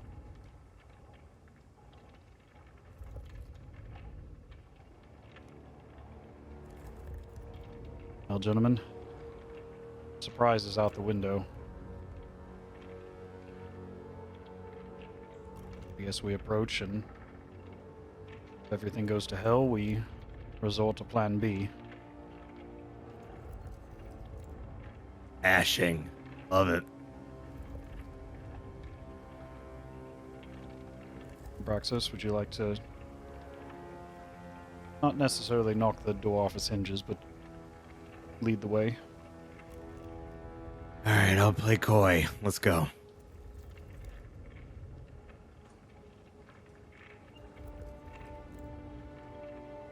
Okay, I thought his so you're name just was Kai, not Koi.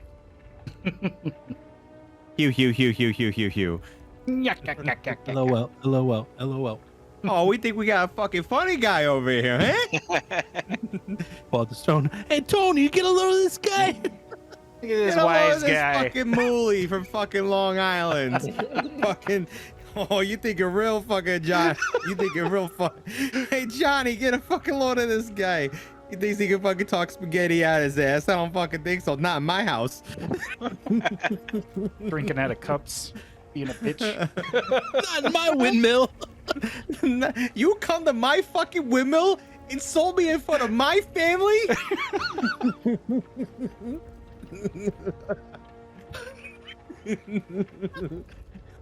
I'll fucking show you who's boss, huh? Best attunement ever. talking spaghetti out his ass is a brand new sentence, I'm pretty sure. Yeah, I don't even know where that came from, but sure, let's use perfect. it. Why not? I love that everyone's pitching into the personality of this stone. Yeah. It's 1000% a 50-year-old short, portly Italian man. 1000%. No doubt. Okay. So you're just kind of barging into the room then? I mean, I thought we were just opening the door and going in. We weren't actually barging this time. Yeah, not in like an assaulting manner, but Good. Just kind of opening it and right. The approach we should have done going in. Now we're doing the opposite. Okay. So as you open the door, it was already open, so you just kind of push it further. There are several paintings on the wall. Some of them are of landscape, some of them seem to be of mummies, gargoyles, kind of all over the place as far as different monsters. And then standing behind two paintings is actually just a woman. She is kind of in all red clothing. She's actually holding a painter's palette and a brush in another hand, and she just kind of gives a sigh that I thought that if they were sending more, it would have been a little bit less overt this time.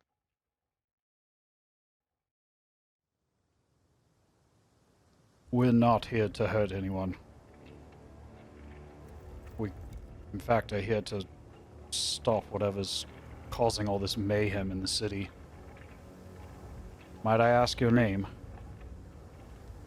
You really want me to believe that the Lord would go ahead and send someone that wouldn't want to come in here and try to dispatch of me?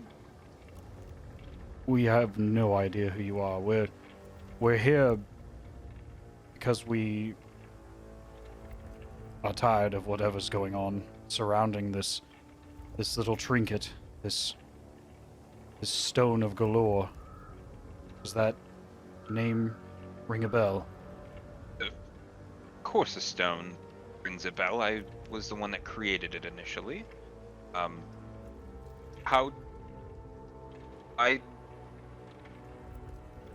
do you have it? It should have been in possession of Lord de Galt. Did you give it up? Did he give it up? Did you steal it from him? No, it came to us by way of several thieves, a group of drow, and a precarious fireball that went off nearby our home in the city. We sought it out in order to give it back to those who might protect it. And we come to find out that we may have been deceived by someone pretending to be an open lord. Now we're here because we have no one we can trust. And you say that you created this stone. Of course I created it. I'm one of the few people that can make anything like that. You said you don't know Lord Neverwinter at all. I'm afraid not. We know of the Lord, but we've never met him in person. We simply want this stone or whatever it conceals to be in hands that won't abuse it. She lowers her palette and sets it on a side table. As anyone that has come here recently has been trying their best to go ahead and well, of me, it seems like that with my, I suppose, powers that Lord Neverwinter would send assassins from time to time, but you don't seem to be a bit slower than the rest of them. Not in intelligence, but in your actions. So you don't have any idea who he is or really what that stone shows. My friend here has spoken with the stone. It said it was the key to a vault, to Just like a rather substantial treasury, is what we're aware of. We're not here seeking that treasury, only to stop the chaos surrounding this little device you've created. She shakes her head and says, well, it's true, there is a fairly large treasure. Before I was sent here, and in Lord Neverwinter, we had a relationship, and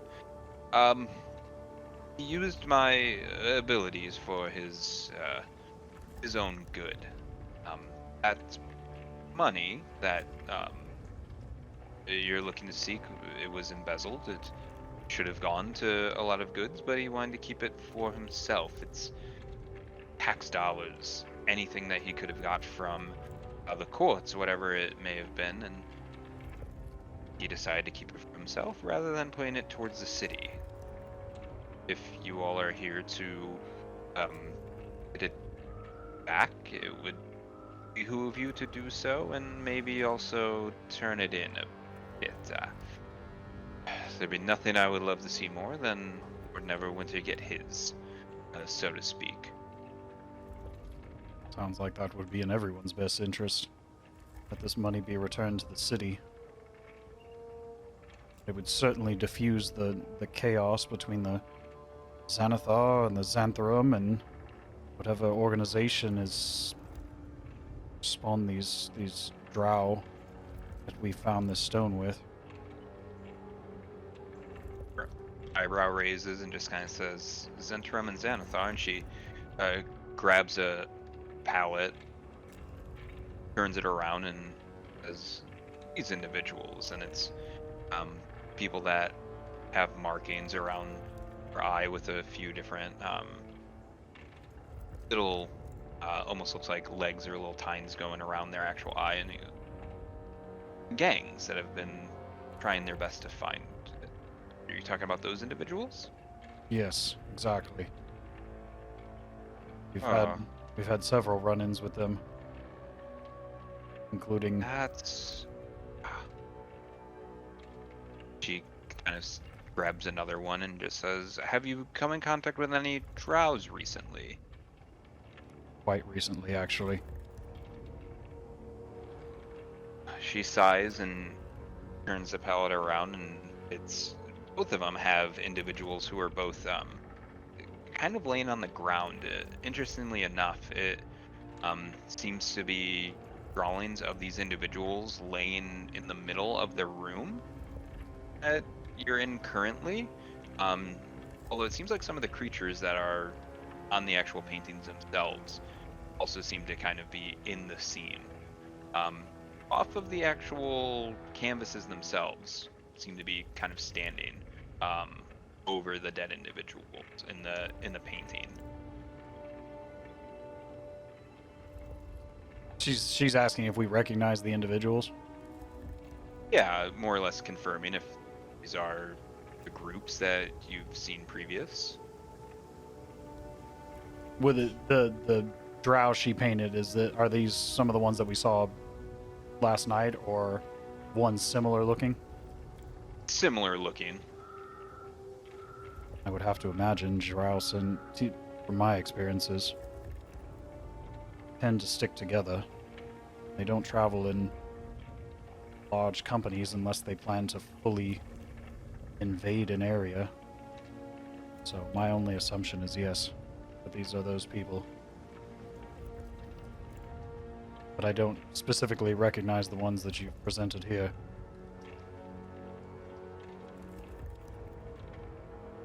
Oh, there are quite a few people that have tried to make their way up here. Thankfully enough, once that family moved in, it seemed it kind of threw some people off the trail. I've had quite a few people try to make their way up here, trying to get into the vault. It seems like that possibly even without the stone, then word kind of got around. I do have a few special tricks up my sleeve, and it's actually what helped me create the stone. She goes over, and there's a painting of just an average dog, and she just touches it, and out from the canvas itself actually jumps the dog itself, and it seems to be real life size right there. And she says, I have the ability to have art imitate life, and vice versa. It's a spectacular ability you have. I could only imagine what kind of creations you could spawn to life. I hate to press the issue, but I'd like to ask is if you're truly the creator of this stone, to whom can we give this device so it won't be further sought after? How can we It's caused quite a lot of ruckus in the city. People have died. Innocent people have died for this trinket of yours. I would hate to see that continue. And she nods and just says it has caused quite a bit of a stir. It originally was used for deceivious purposes to go ahead and hold something over the city. It can't be destroyed. It was kind of made for that purpose, but one thing that I can do is put it back from where it came, and she walks over to a cabinet and starts kind of rifling through it and finds a blank canvas and says, I believe this was the one. I wouldn't be able to destroy it, but I could keep it in here. It wouldn't cause any sort of issues moving forward. Certainly no one suspects that a painting would be exactly what they're looking for. And if we were to give this to... Who would you recommend that we speak to in Waterdeep? Who can we trust will do right by this treasure hoard if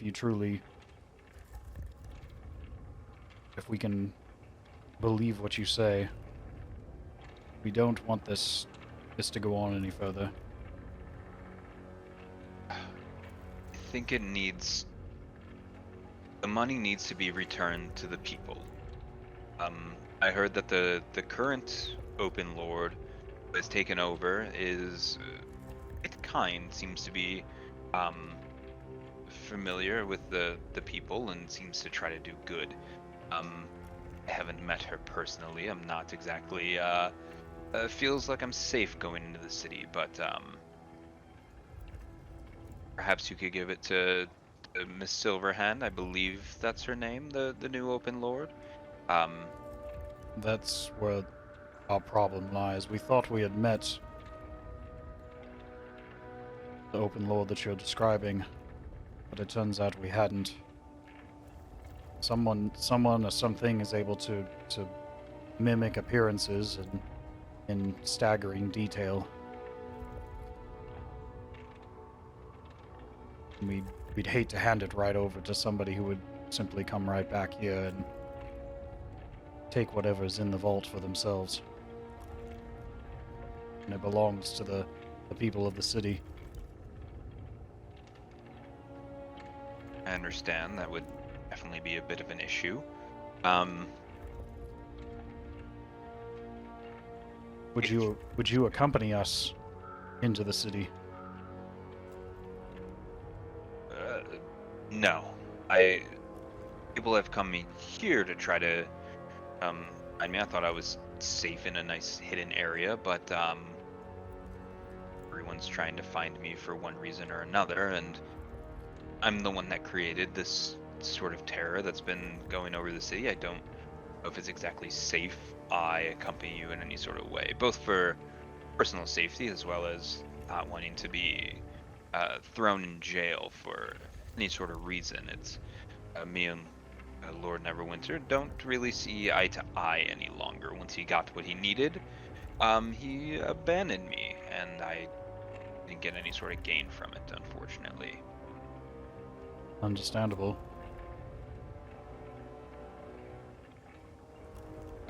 Guilty by association is a potential risk. Do want to do good to it, but certainly I can't put my name to it. If you can give the promise that you will do your best to make sure that the gold gets into the right hands to where it would benefit the city, I'd be more than happy to show you exactly where you can find the vault. I'm gonna turn to... Or Kai's gonna turn to everyone and... What do you gentlemen think? Might be easier to return here afterwards if we know where and how to enter safely. If What insurance do we have that if we leave, you're still gonna stay here? I don't have anywhere to go outside of this. I guess that's all you have is my word. The vault isn't it's hidden outside of the city, but it's not terribly far from it. It's anyone could necessarily find their way to and from, but it has been scoped quite well. Didn't want to travel directly to it. That's why they used me to help hide it.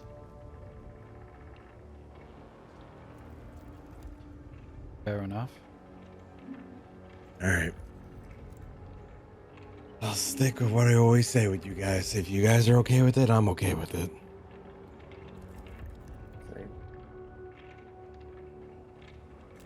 What about the stone? I don't want to give up on my man Tony. Well, yeah, I just met the guy. Oh, so his name is Tony? He told you his name? Yeah. It's Tony. Yeah. He said, you got a problem? His name is Tony Buttafuoco, huh? Is one of the byproducts of this stone a tad bit of insanity? I suppose so. Seems like it may have got to some of you. Fair enough. Alright. I think we'll take you up on your offer. You show us where this vault is and how to enter it. You have our word. You have my word that we'll present it to the city once we determine who we can trust at the city. She shakes her head and she says, well, I don't have a lot else. I suppose even if you were looking to steal the gold, it's better than going back into the hands of Lord Neverwinter. Give me one sec here, and she starts to take some of the paintings off the wall. And then she puts one particular one actually onto the wall itself. And it seems like just a pretty large stone door. It has a ton of runes carved into it. And she touches it, and it seems like that the actual stone door comes out from the painting itself, kind of transposes itself onto the wall. She says it was here the entire time. Most people wouldn't have ever figured, and to be honest, they would have had to convince me to be able to do this for them. More than welcome to step through if you would like. Yes. Step. Yes. I step. Follow with everyone. Okay. As you get closer, the runes from it actually start to kind of light up on the door, almost in a like semicircle pattern, and the stone from it actually starts to disappear on the inner side of the runes itself. The individual that you were with just says, so you do actually have this stone. And the vault completely opens up into a very, very big room. She says, I don't know what else lies in there. I didn't create the rest of the vault itself. Just the actual painting of the door. You're on your own from here. Very well. Thank you. Once we've determined what's here and that it's safe to bring people we can trust, we'll return. He nods and says, I can keep it open for as long as is safe. Once you find what you need, I would highly suggest you make your way back and do haste as well. Thank you.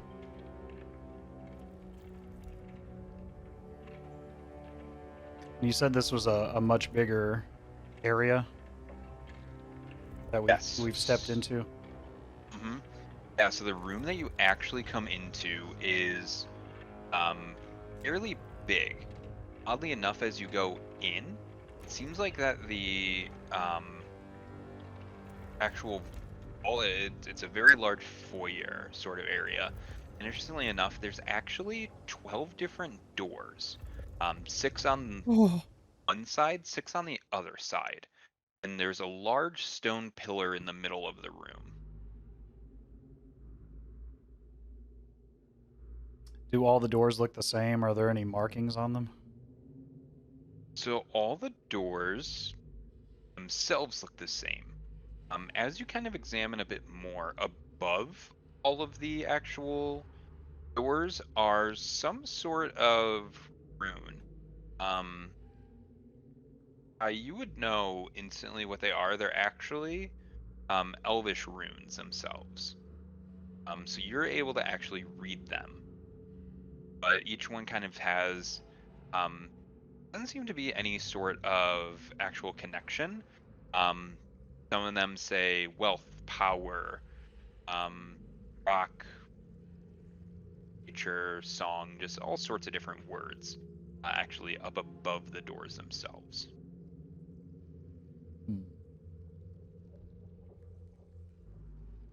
Tenach, does our little stone friend have anything else to add? Hey, Tony, what do you got to say for yourself, huh? Is it even still like functioning at this point? It is still functioning. It's still a fully sentient. Basically, it tells you that now that you're within the vault, it is able to tell you of an individual that actually lies within the vault. Tells you of a fairly short dwarven individual who is there to go ahead and protect any of the gold that lies within the vault.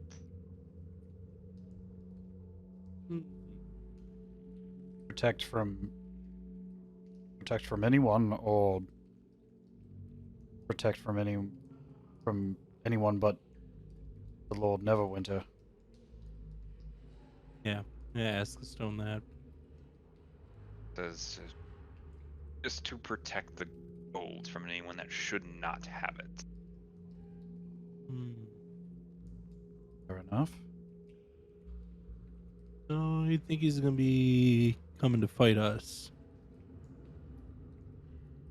Well, if our true intention is to hand it back to the city, I would say the city itself is the rightful owner of this wealth.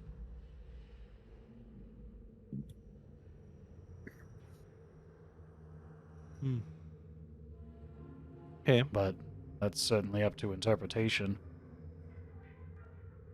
This dwarf is in leagues with Lord Neverwinter. We certainly need to know quickly. And if he was able to create he or she was able to create such a vast facility as this vault, I have no doubt that they're quite powerful.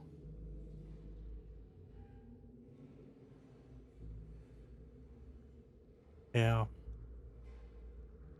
Did the stone say anything about what the meaning of these elvish words are? That if they have any significance? I know Elvish. I can read them. Oh, Right. Well, same here, We both but know Elvish. Okay.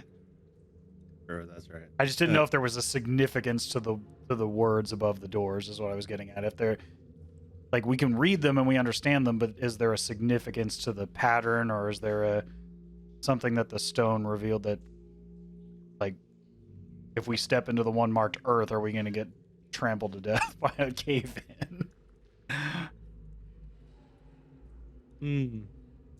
Yeah, that's a good question.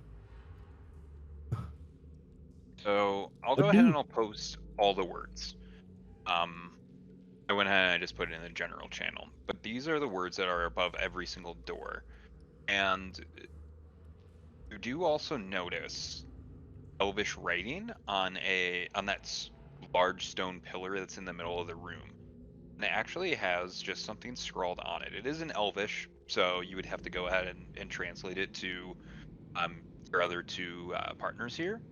But Okay. it says, doors abound, doors all around, beyond is danger and treasure found. Approach to answer, open to speak. Your greatest love hides what you seek.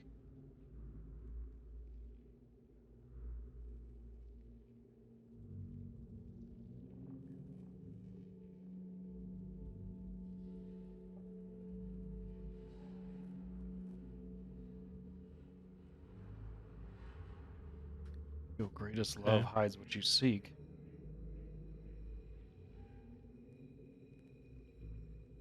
Yeah, ask the stone. Do you know what this is all about? The words in the pillar. What's the significance of this saying? Uh, I mean, I know what my greatest love is. It's knowledge, of course. I past that. I don't know. Not elvish. All right.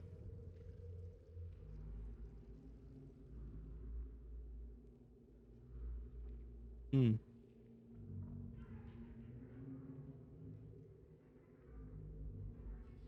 Said greatest love is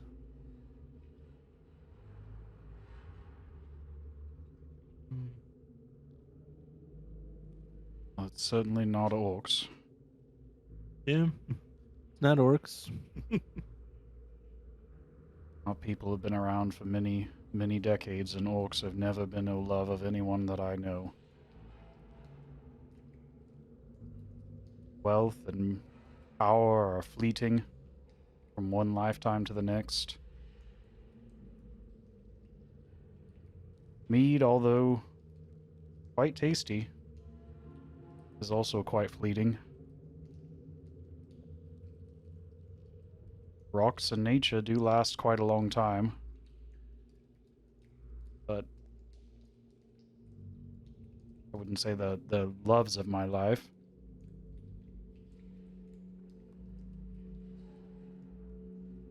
Luck, song, and laugh, and clan and kin are certainly important.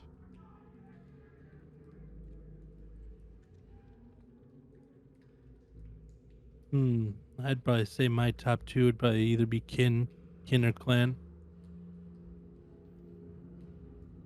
I would have to agree.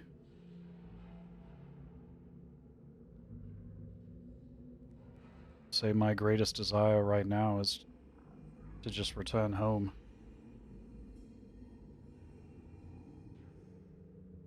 Yep. My greatest desire is orc. Love it. I love lamp.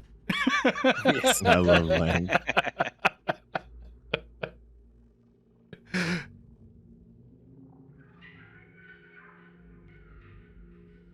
Hmm.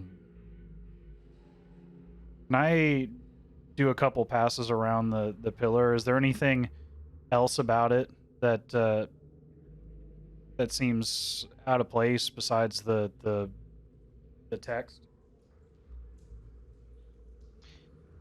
You look through it, and it doesn't necessarily seem like there's anything weird with it. Hmm. Just other than the previous carvings, there's nothing of note. That's that. Hmm.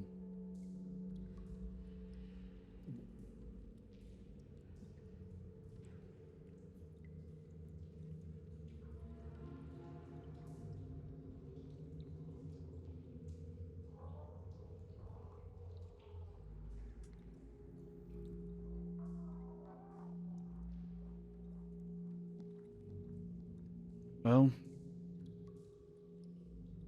I would have to say family and the ties that bind are certainly the most important thing to me. What do you gentlemen think?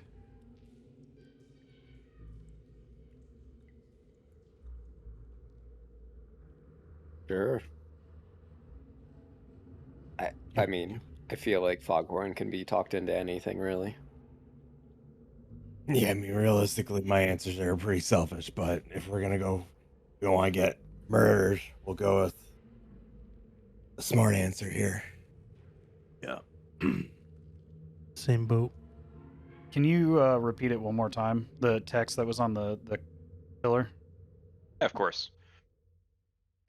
Doors abound, doors all around. Beyond is danger or treasure found. Approach to answer, open to speak. Our greatest love hides what you seek. I really hope Vin Diesel is behind the family door.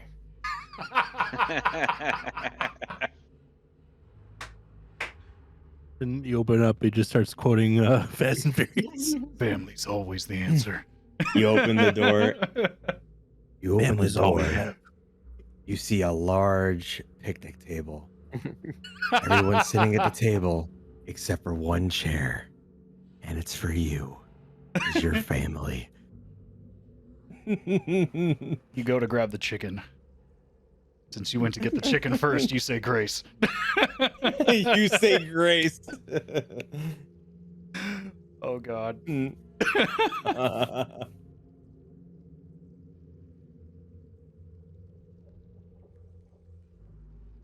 I'm going to turn to the door that says kin and approach it. Does anything happen as I get closer to the door? That just seems like a normal door.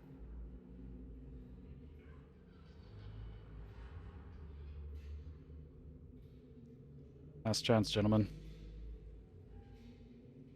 This is the one. Crank it. I'm going to turn the doorknob on the door that says kin. God damn it!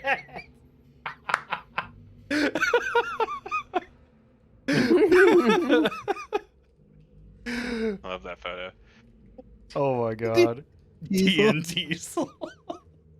Oh my god, that's great. Family. Holy shit. Oh my god.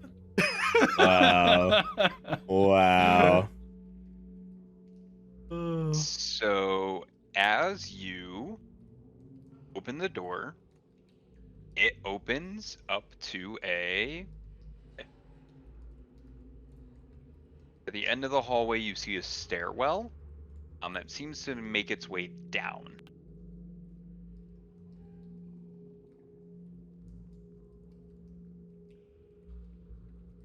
Well, on to family, gentlemen.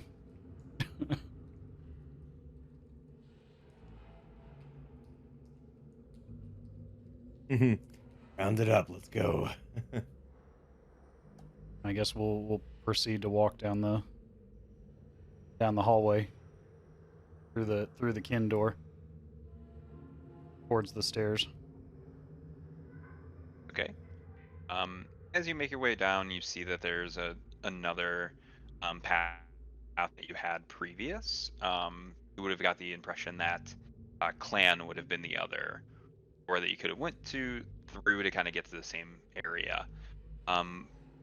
As you make your way downstairs, you're greeted by 3 different walkways, and they're kind of almost floating in air by the looks of it. Each walkway is kind of segmented. They're about 20 feet from each other, and you have obviously one in the middle, one to the right, and one to the left. And at the end of each one seems to be a door. However, 2 of the walkways, the middle one seems fully intact. The left one seems to be cracking a little bit, and the right one has a noticeable gap of about 10 feet. That's just kind of missing from the walkway, or in this case, I guess, a bridge itself.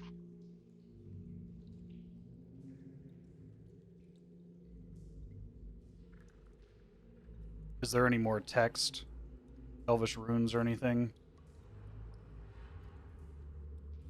Nothing from what you can see, no. Okay. I'll ask the stone if it knows what these walkways are. I'll tell it that we picked the kin path and what's going on with these 3 pathways? Well, no, nothing. All right. Back in the pocket you go, Tony. Motherfucker. You mother.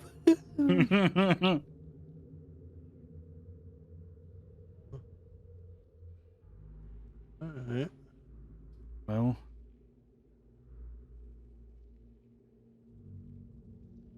one's certainly missing a hole. To miss your kin is tantamount to the most dangerous situation. I can certainly relate.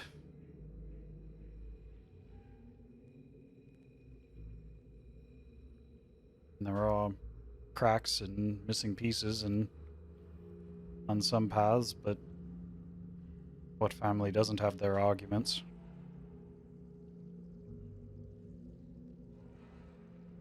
Certainly the path that looks the most secure is potentially the family that's whole. What do you gentlemen think? And we can take a peek through the other doors. Open the door, see what's in there.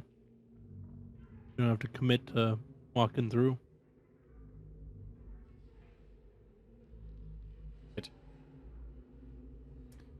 On one path, we're certainly going to have to. At least 3 of us will certainly have to extend ourselves to try to get across, and one potentially could collapse, given those cracks. So, Yeah, let's just take the middle one, I think. Would I be precluded from flying for any reason in this vault? Only if you were wearing your heavy armor, but Yeah, there no, doesn't be anything stopping you. Okay. I mean, there is an option that I can, if there is any fear that the floor would fall by trying to, see in anywhere, there is that option too. I just want to throw that out there. Just give me the shout and I can do that.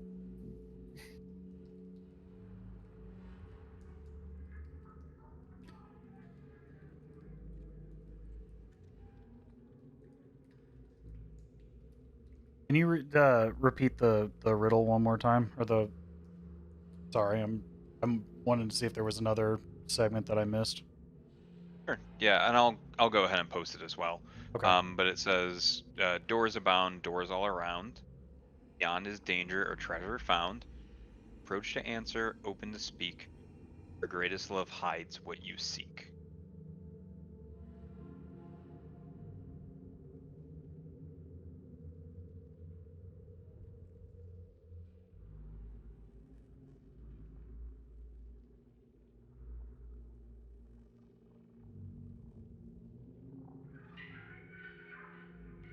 That portion talking about a approach to speak.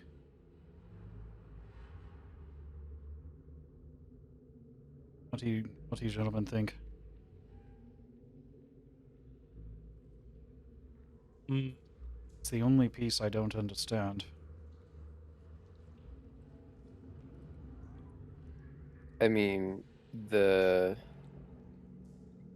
open to speak makes me feel like as we open, we should say something. But I don't really know what.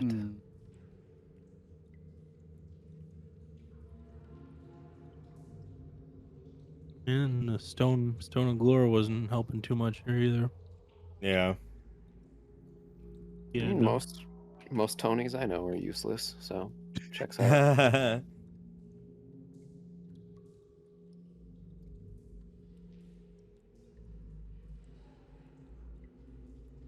What if there's what if somebody's listening on the other end of these paths?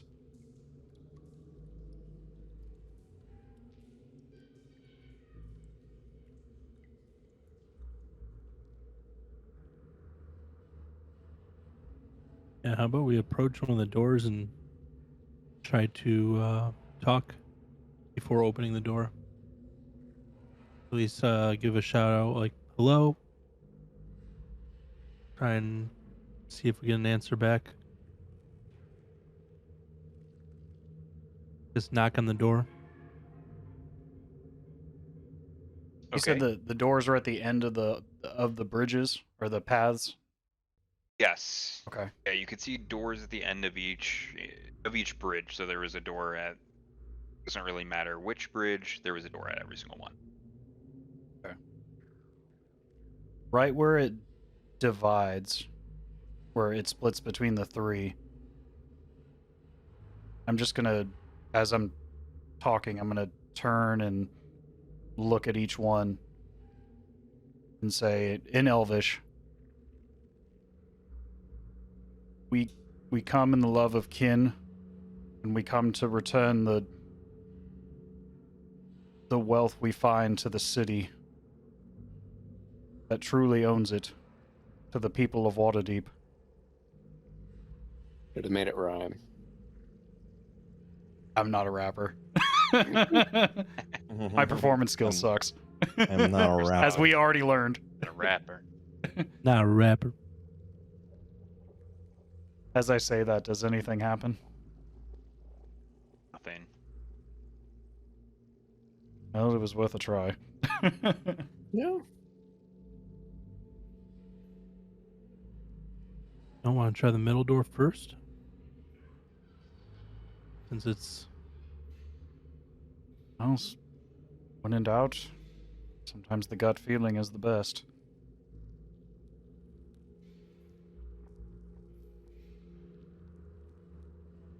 But if we do this,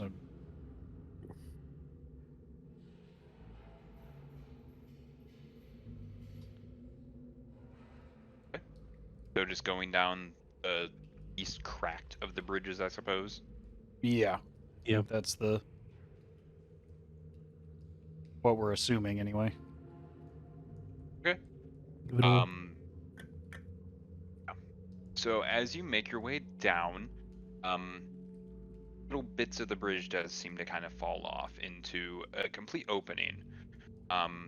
Can't see where the end of the pit that this is over really ends.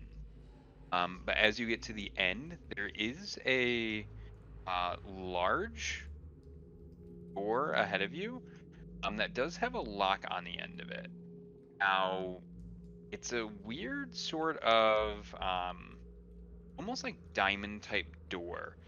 From what you believe it to be, it's something you haven't necessarily seen before, but you have read.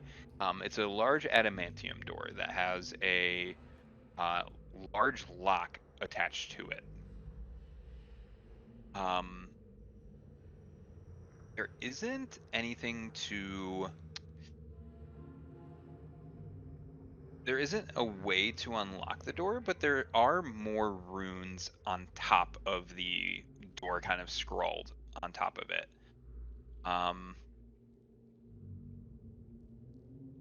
Now, it reads at the top, a secret never told. Sorry, one sec. The secret never told will part Moonbow's lips. You kind of broke up there for a sec. Sorry. A secret never told will break Moonbow's lips. Are you trained in religion, Nasharkai? I actually might be. I am not. I am not. Neither of you. Check. I Minus am. one for me. Yeah, it makes sense that you would. I am too. yeah. I am too.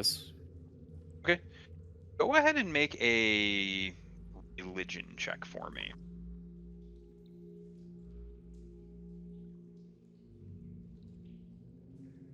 $17.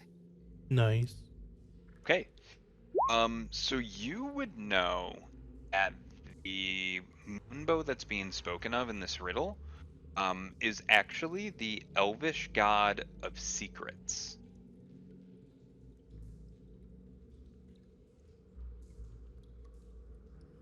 I will relay that to the group.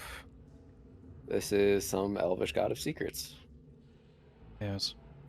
Very old one. Yes. Heard that name and can't remember how long. It's on the faintest of memories.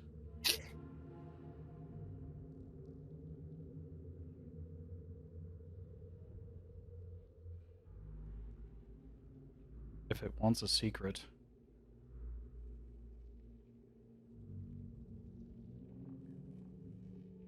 we can certainly give it one. But how big a secret? A secret never told.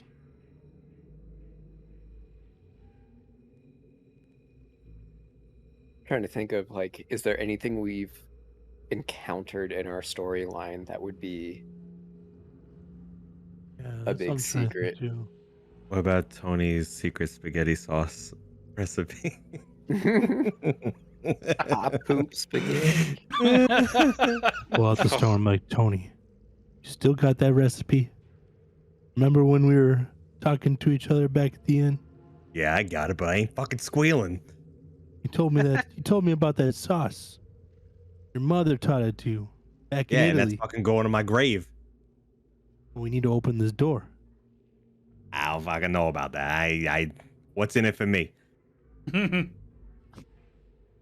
What about something to do? I mean, I'm trying to think of, like, I feel like one of the biggest secrets we literally just found out about the vault itself being opened through a painting.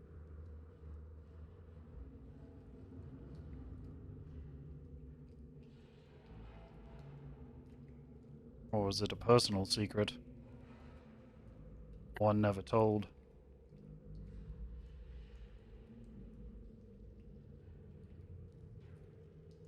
It could be something with Lord Neverwinter.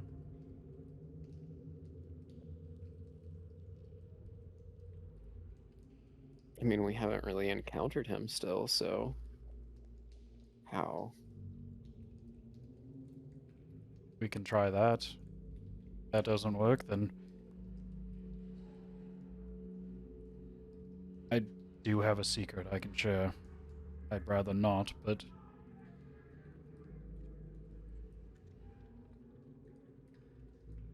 if that's the only way we can end this.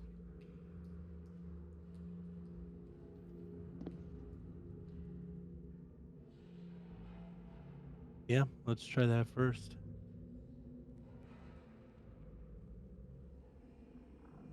The secret never told. Lord Neverwinter stole from the people of Waterdeep. And we're here to reclaim that wealth for the city.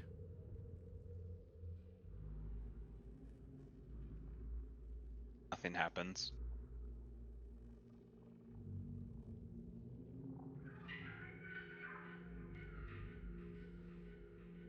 Hmm.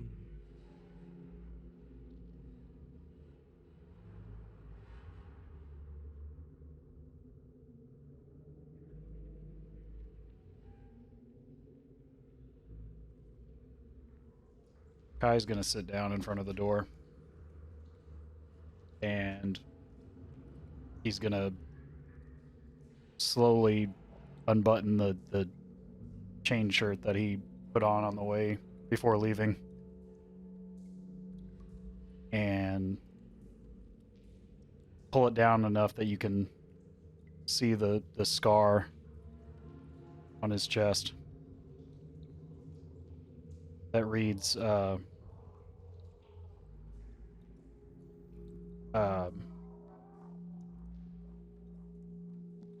did it read?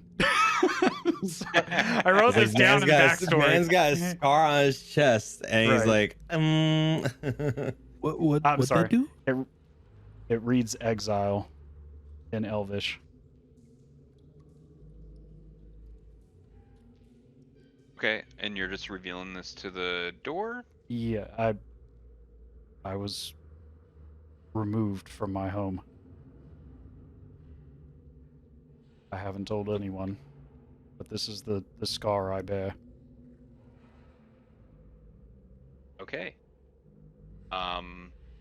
As you reveal this, the door does light up, and rather than opening, it seems to almost vanish, revealing a stairwell that seems to make its way further down the vault.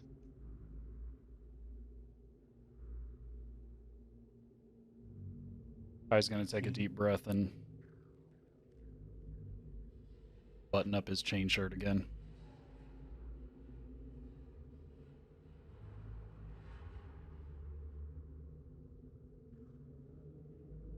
Did something to put my people in great danger.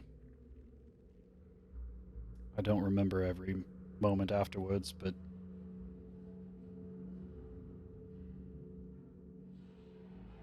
one day I hope to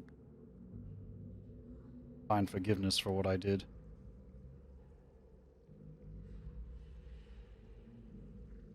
Hopefully this is a start. Tony said we'll talk about this later.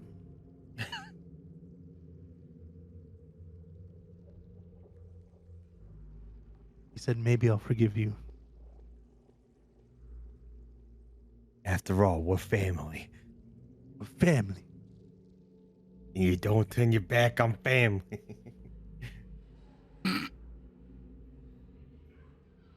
Anyway, I'll have a nice bowl of spaghetti and we'll talk it over.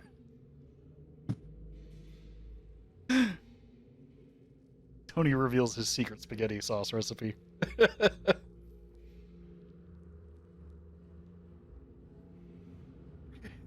Let's go down the stairs. Let's go Thank down you. the The stairs. secret you put a little cumin in it. Not a lot, just a little bit. Half a teaspoon. Thank you, Tony.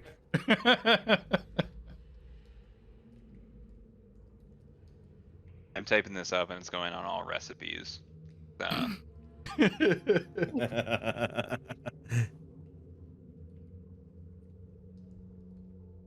Okay.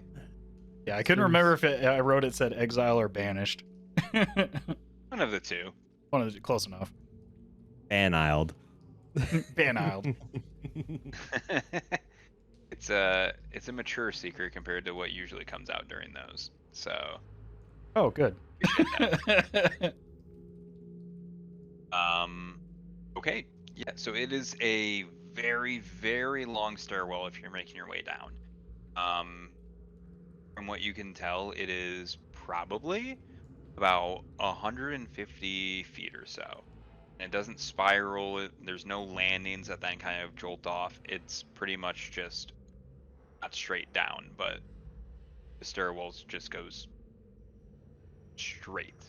Like a 45 down. Yeah, pretty much 45, 30, whatever is OSHA compliant. Who the hell knows? But you make your way down, and as you reach the lower, I guess, the lane, you are greeted by basically a wall. It branches off to the left and branches off to the right. And then it seems like on either end of the whichever path you take, it then goes up. So it basically go left or right, goes up in either direction that you choose to take. Any words of the doors? So there's no doors at all, from what you can tell so far. It's just kind of an opening. No. And they go up. Yeah.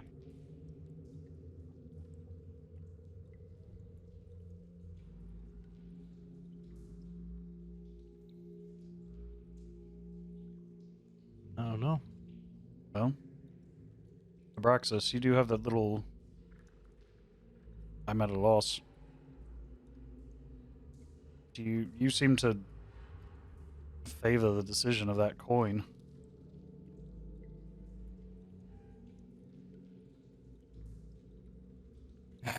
Yeah, well, Care to, I care to mean, take a crack at Lady Luck today? yeah, well, if, yeah, okay. All right. If, you don't get the right one, it's not gonna be, we're not gonna be in a good, I'm not gonna be in a good mood for a little bit, so just bear with me on that. All right, so which one? We're flipping a coin to what? Figure out which way we're going. We're going up or we're going down. Is that what it is? Left to right. Left or Left Oh, right? left or right. right. Okay. All right.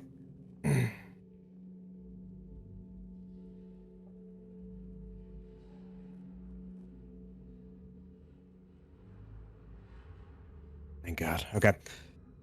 All right, let's go left. Lady Luck has decided.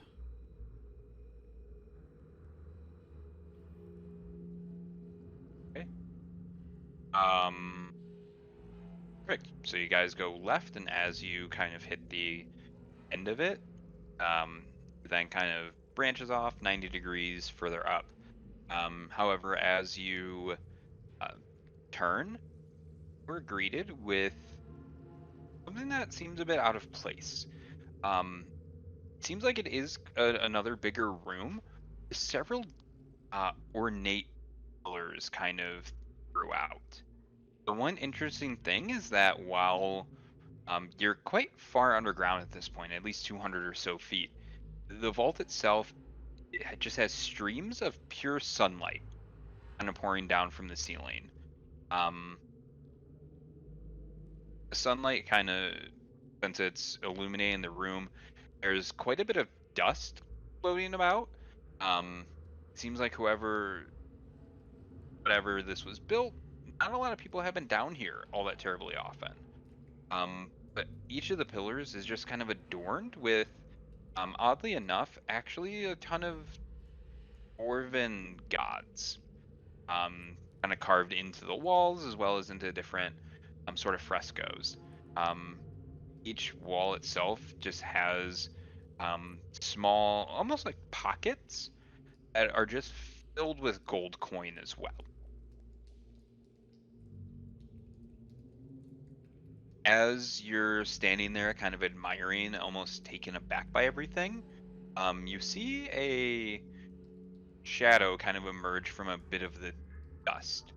Um, and it's the individual that's coming out there just says, "Oh, I'm so sorry. I wasn't expecting any visitors right now. The place is kind of a mess. I didn't have a chance to clean up. Perhaps you could come back a little bit later, as when I do have it tidied up a bit."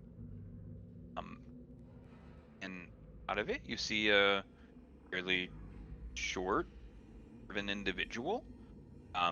He's in um, kind of red and orange garments that are laced in almost like a gold. He seems rather old, and he's actually carrying a staff with him. The staff, it seems to kind of start off with just one sort of a wooden stave that then kind of branches off into a spiral.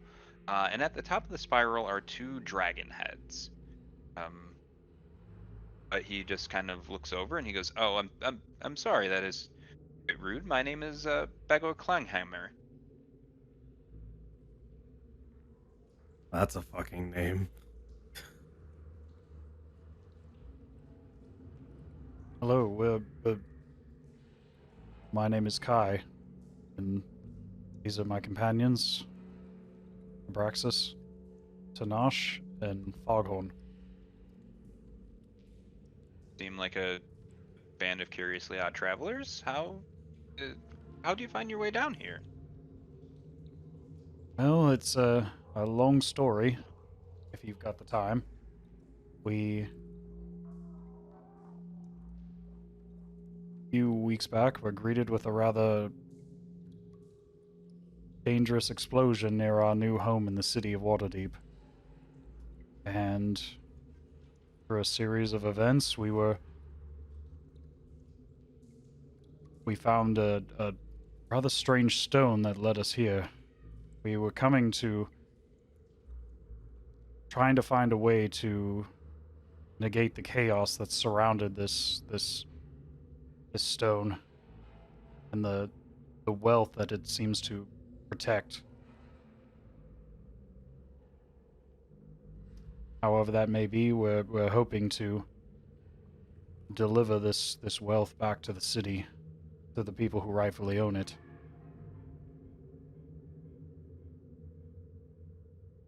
My understanding, it would be Lord Neverwinter. Is he with you? I'm afraid not. We don't know how the stone came to be away from Lord Neverwinter, but its passage around the city and the surrounding areas have led to many innocent deaths. We simply wish it to be an issue no longer if we're going to be in the city for any length of time. And the longer that it exists, as well as the wealth in this location, the more people will search for it. We simply wish that to end. Of course, you said that it was stolen gold? I As, don't quite understand. as far as we know, that this wealth, this gold belongs to the city of Waterdeep. That Lord Neverwinter embezzled it for his own uses. Were you aware of that? Make a persuasion check. Oh boy.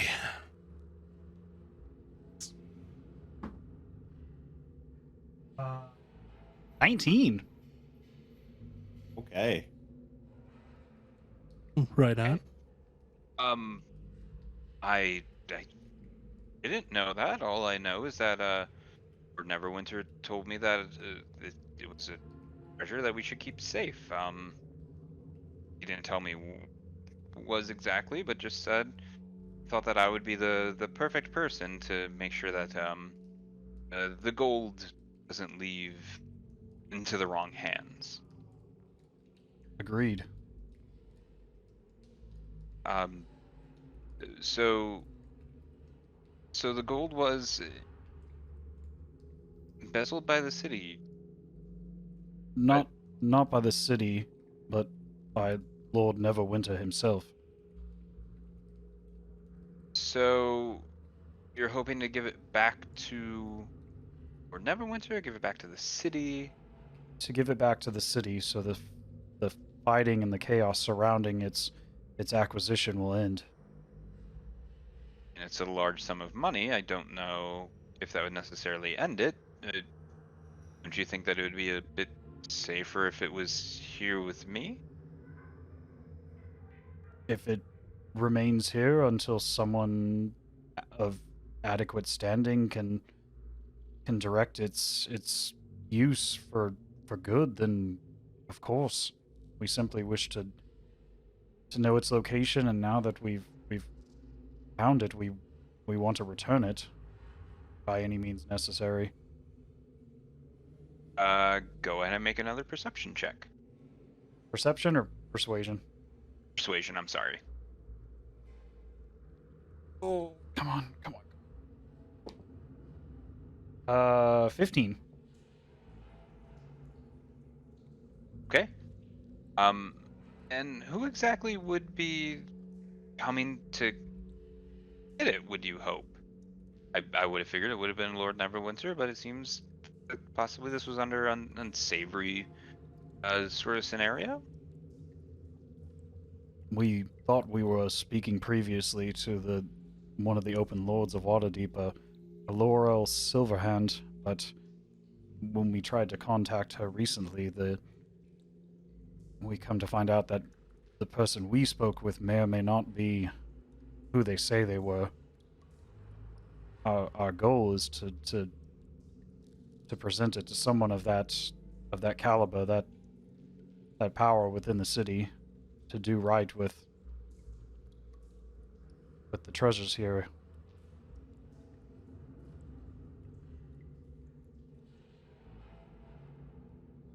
But Of course, unfortunately, go ahead. how could we trust that another open lord just wouldn't use it for their own gain? That's certainly something to discuss. Our goal today was not to leave with any amount of wealth. And gentlemen, if you'd like to add to anything, but to simply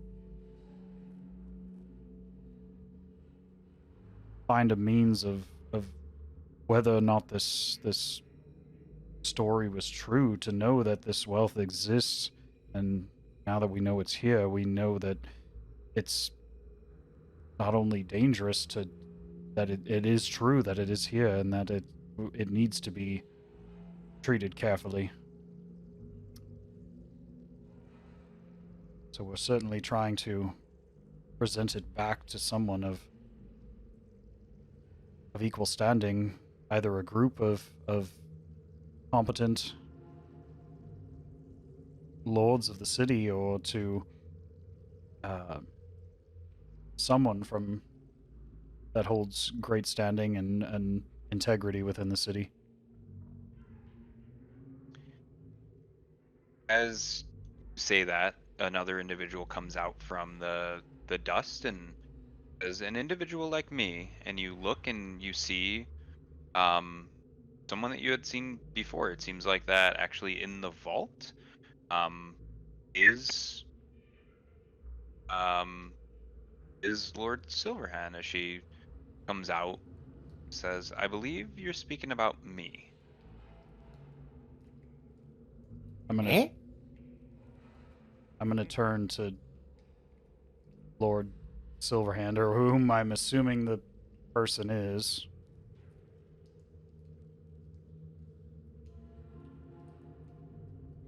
Do you recognize us? Of course I recognize you. I'm not quite sure how I wouldn't. We've met.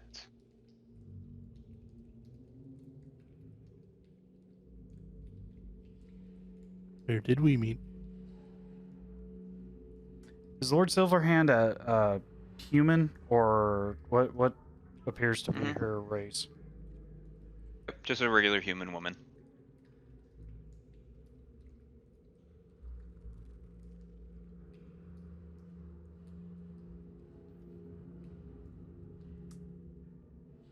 I'm gonna say an elvish.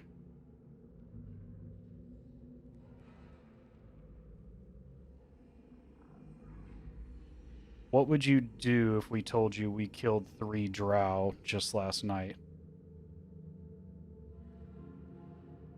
Can you say that in Elvish particularly? In elvish. She responds back. Probably best that they're not around. I suppose I appreciate what you did.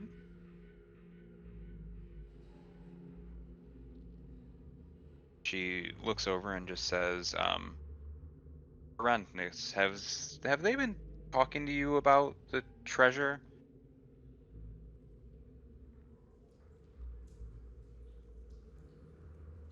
And he turns to them and just has a conversation that just says, I'm not sure that you know my name, but we've been talking a bit about the treasure. It seems like it was embezzled by the people.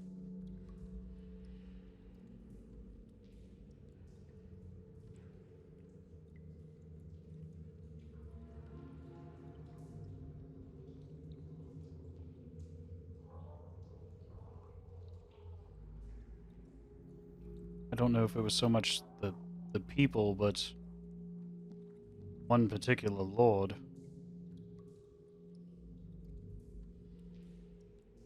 Oh, yes, he's no longer in power. Um, as you're aware, he was the previous Open Lord while I decided to take over.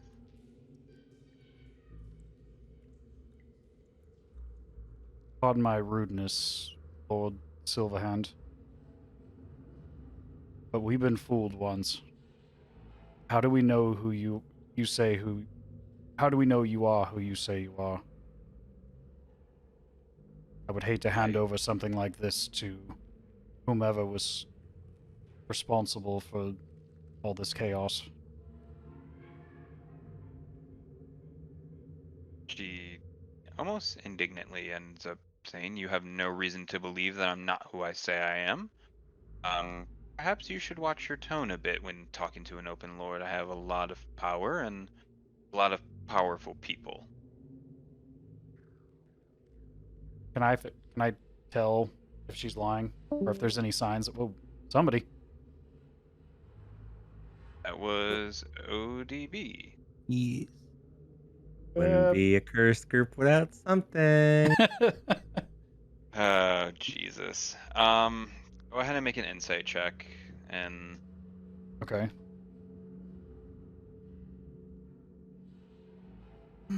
Let's see. Insight. Okay.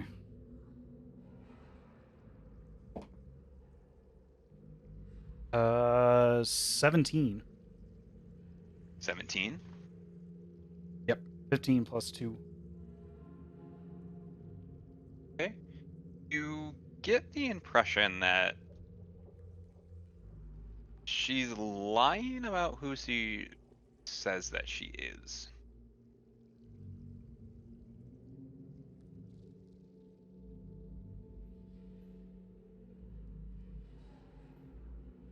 Pardon me, Miss Silverhand, but I don't believe you. I don't believe our dwarven friend here should either.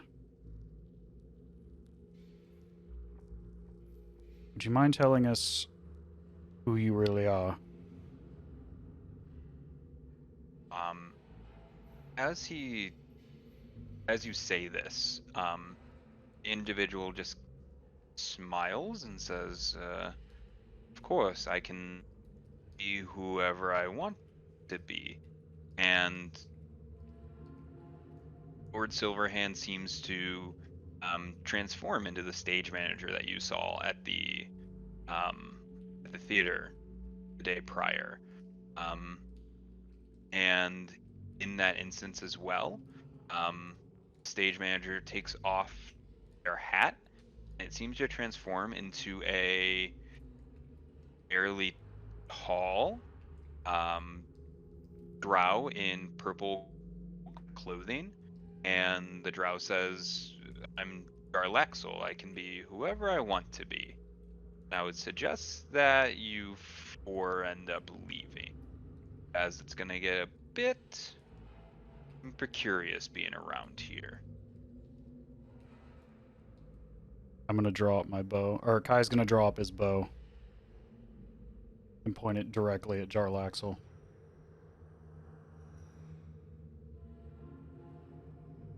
He just laughs and says, "I can be whoever I want to be, and I have, quite honestly, been everywhere. If it would be wise of you, I would suggest that you drop your bow." What is your intent? What is your intent for this wealth? Why are you here? Have you seen how much gold is around here? It's personal wealth, of course. This kind of money can do quite good for what I would want it for, which could be anything.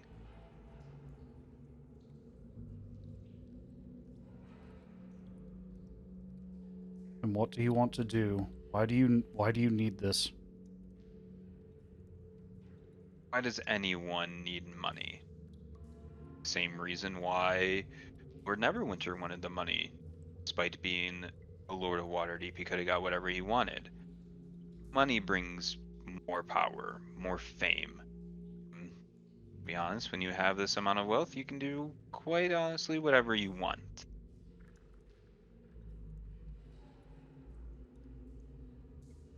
What about the people, the innocent people who died in the pursuit of this wealth? I did not directly have a hand in any of their deaths. That was all done by the warring gangs who may have had someone talking in their ears. Um, a little fireball trick, of course, that could have been orchestrated a little bit differently. But you need to sometimes do what's necessary. Um, I found that I needed to go ahead and take care of some people to go ahead and kind of get this going. Um, but you all did a lot of bidding for me, finding the stone, finding the portal, and getting me here. It seems like that your usefulness has faded at this point. Um, I would highly, highly suggest that you all make your leave.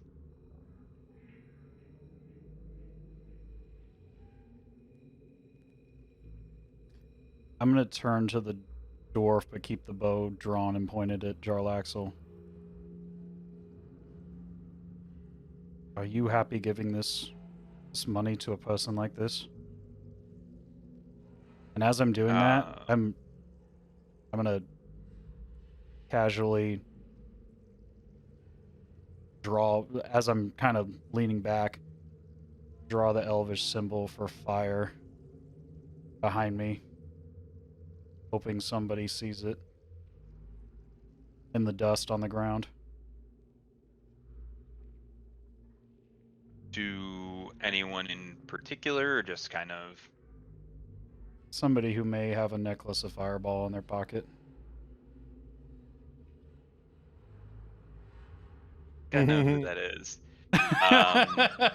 I wonder who. Couldn't But be me. I'm not going to take my eyes. I'm going to just glance over to the dwarf. Are you happy giving this wealth to somebody who may misuse it? Who's willing to let people die? The dwarf says, certainly not. I'm not 100% sure what exactly is happening, but all I know is that I was entrusted to keep this safe. I will do whatever I need to do so. Tenach, make a perception check to see if you see that symbol on the ground. 16. You definitely read the symbol on the ground. Interestingly enough, as the dwarf gets done talking about not feeling too great about giving this up to anyone, smoke starts to kind of billow out of his nose as almost like in an Animorph type of book cover.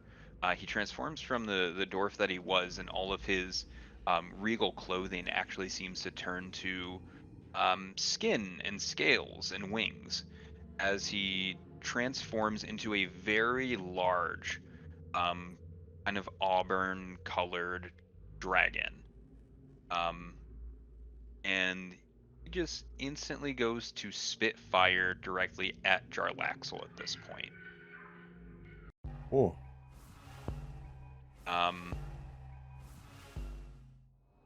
As this is happening, 3 shots also kind of ring out from on the pillars that you didn't get a chance to see prior. As it seems like there are other drow that are also in the vault as well. Oh shit. At this point, it seems to be a fight. Not anything directed at you 3/4, but everything seems to be going after the dragon as fire kind of engulfs the room, thankfully in front of you. It kind of spreads all over the room, and while it was bright before, it seems like the corners and the areas that you could not see, you get a better idea of just the size of the room, as well as some of the dust kind of burns off, the amount of gold as it's just in several piles, gold chalices, necklaces, jewelry, kind of all over. are just scattered on the ground in piles in the little alcoves. As you also hear kind of screaming throughout the entirety of the vault as well. Gentlemen, I think that's our cue to leave.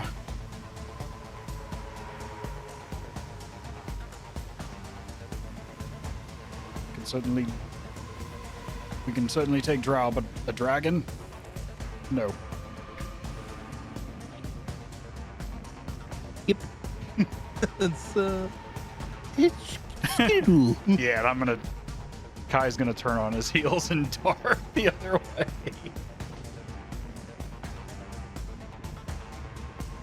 It's time to go.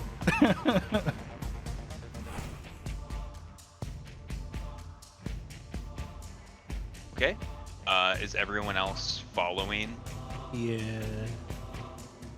Yeah, I'll follow. Okay. As you all run, several different shots kind of ring out from guns, and it seems like Jarlaxle is just screaming any sort of commands that he possibly can. As you're running, the ground starts to shake and kind of all of the stone and the frescoes start to kind of fall off the actual vault. As you make your way back, you go the only possible way that you know, which is back up the stairs. Oddly enough, though, there is a door that has opened at the midway point that you can go through.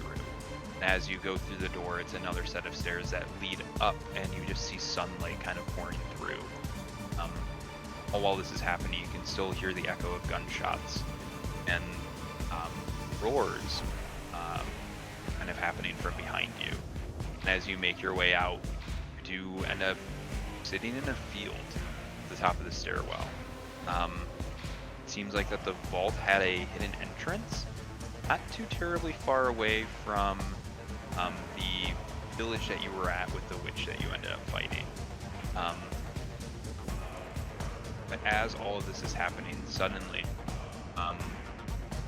the dragon actually pours through the ground as it begins to take flight, trying to escape whatever was happening. A lot of the gold kind of in tow as it was trying to carry whatever it could in its talons.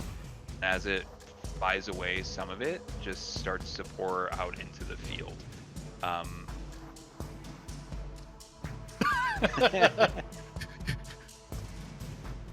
Well, that's something you don't see every day. But the dragon seems to just be trying to make its way out, as you still hear some scurrying from below inside the hole, just people screaming down. At this point, the pit is about 250 feet down into the very bottom. You can't see anything. You just hear a ton of screaming and commands happening. As someone that sounds like Jarlaxle is telling anyone, go ahead, throw it into the porthole, hit what you can and get out. And suddenly there is nothing. No more sounds, no more fire, no more roars. The dragon seemed to speed off, and once it got maybe about 100 feet away from the actual hole, it ended up turning invisible as it flew away. At this point, the sun is kind of at midday, and while there was a chance at possibly 500,000 gold, it seems like whatever you possibly could have had is now just scattered in the field itself.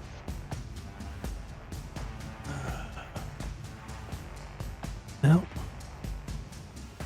let's go scurrying around, pick up what we can. Finder's fee? We got bills to pay, boys. When we tried to return the money.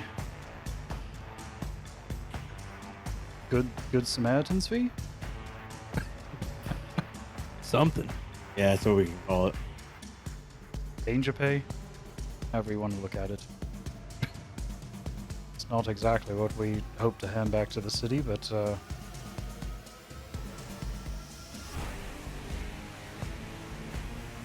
least it's not all in the hands of a band of drow. I'd rather it be buried at the bottom of a pit than used for God knows what.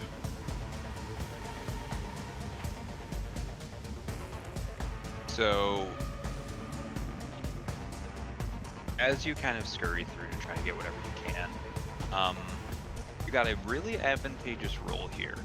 So, with everything that you collect, or what you're able to find, you are able to gather what amounts to about 4,850 gold in the field. It's quite a bit, so you kind of take whatever you can and put it into whatever bags that you have, as you are now kind of out on the outskirts of Waterdeep itself. If you were to travel back, it would take you a couple of hours, but while you didn't get what you necessarily came for, you do have quite a bit of money to kind of do with what you will. As it seems like everything was kept a secret for quite a while, no one would necessarily be the wiser outside of Relaxel and Mom as well, but you are now quite a bit richer. Damn. Wasn't a perfect ending, but certainly was a lucrative one. Yeah. I think that would certainly put us quite a bit in the black, wouldn't you say, in this little business venture within the city, gentlemen? I agree. Yeah, it pays our building off.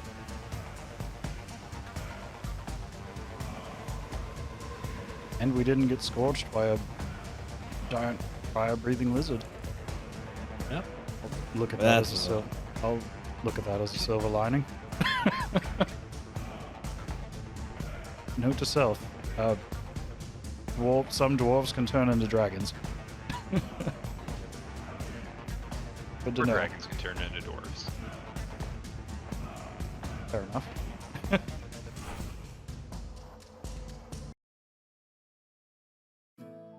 Guy's just gonna collapse on the ground after seeing that.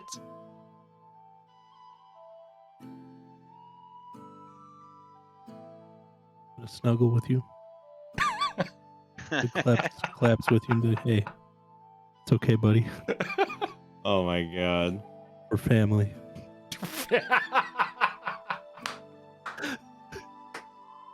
Family.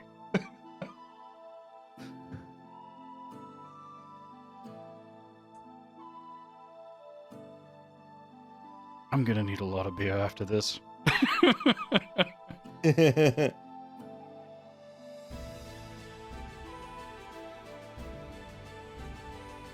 Well, since ODB's not here to finish things up with us, would that be a good stopping point? I mean, Or is that is the stopping point. that is the quintessential stopping point? Yeah. You guys can snuggle in a field as the sun goes down and With our heads on it, reminisce with our days of heads old. on our heads on a huge sack of gold. Yeah, that sounds comfortable. Yes. I can dig it. That's how you end a campaign. With technical difficulties and large amounts of gold. Yes. Yep. Wouldn't be any other way for this group. Play the outro.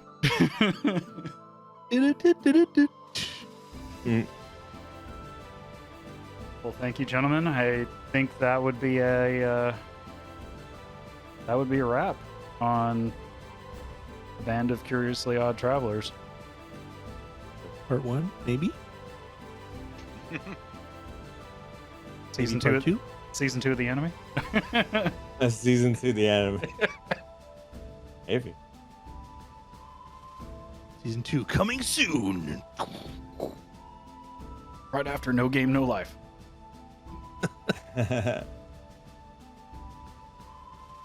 Well, sorry, it went like 40 minutes past what I expected it to. No, that was Yeah, we- awesome. we dicked around the store for a while. That's kind of our bad.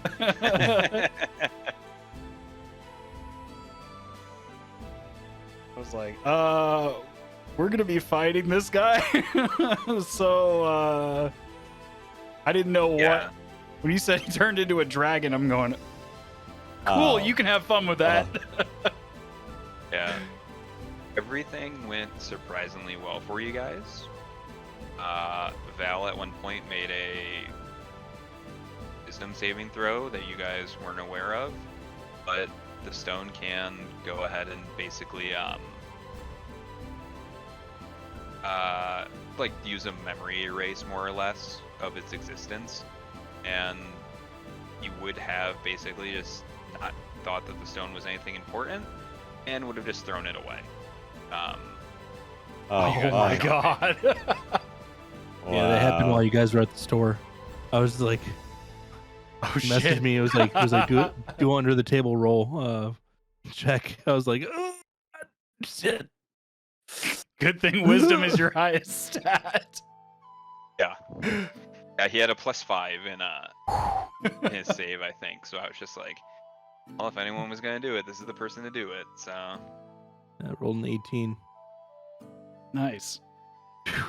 I was honestly other one. shocked. I have a 0 to persuasion and charisma skills. yeah, you needed to pass 3 straight checks, or else I would have turned against you. Oh shit. That's And all we would things have been fighting a dragon. Pretty much. Yeah, all things considered, it went about as well as it possibly could have. Well, damn. Oh.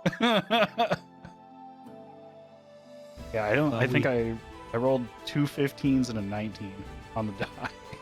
Jesus. I think the dice is trying to tell me I need to play a charisma character next.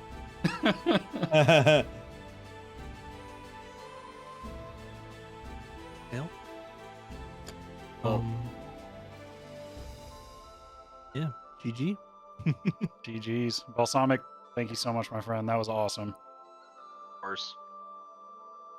We'll talk about our future soon. Yeah, I would definitely be down What we want to do. for another one. However Yeah. that works out. Yeah, whatever we want to do. Balsamic, if you want to keep rolling, keep DMing, or switch it up, or whatever, you know. Sure. Yeah, we can discuss what we want to, how to manage all that jazz. So. Yeah. Sounds great. Well, thank you guys. Thank you anybody who was watching and enjoying themselves. Yeah. Yes. Thank you to Lady Yes, Luck sir. for not letting us get destroyed by a dragon. Yeah. Yeah. And yeah, thanks to Lady Luck for letting me attune with the stone, because that would have And been that. very bad. That was right. fucking terrible. Like, What you guys happened come to- back and I'm like, stone?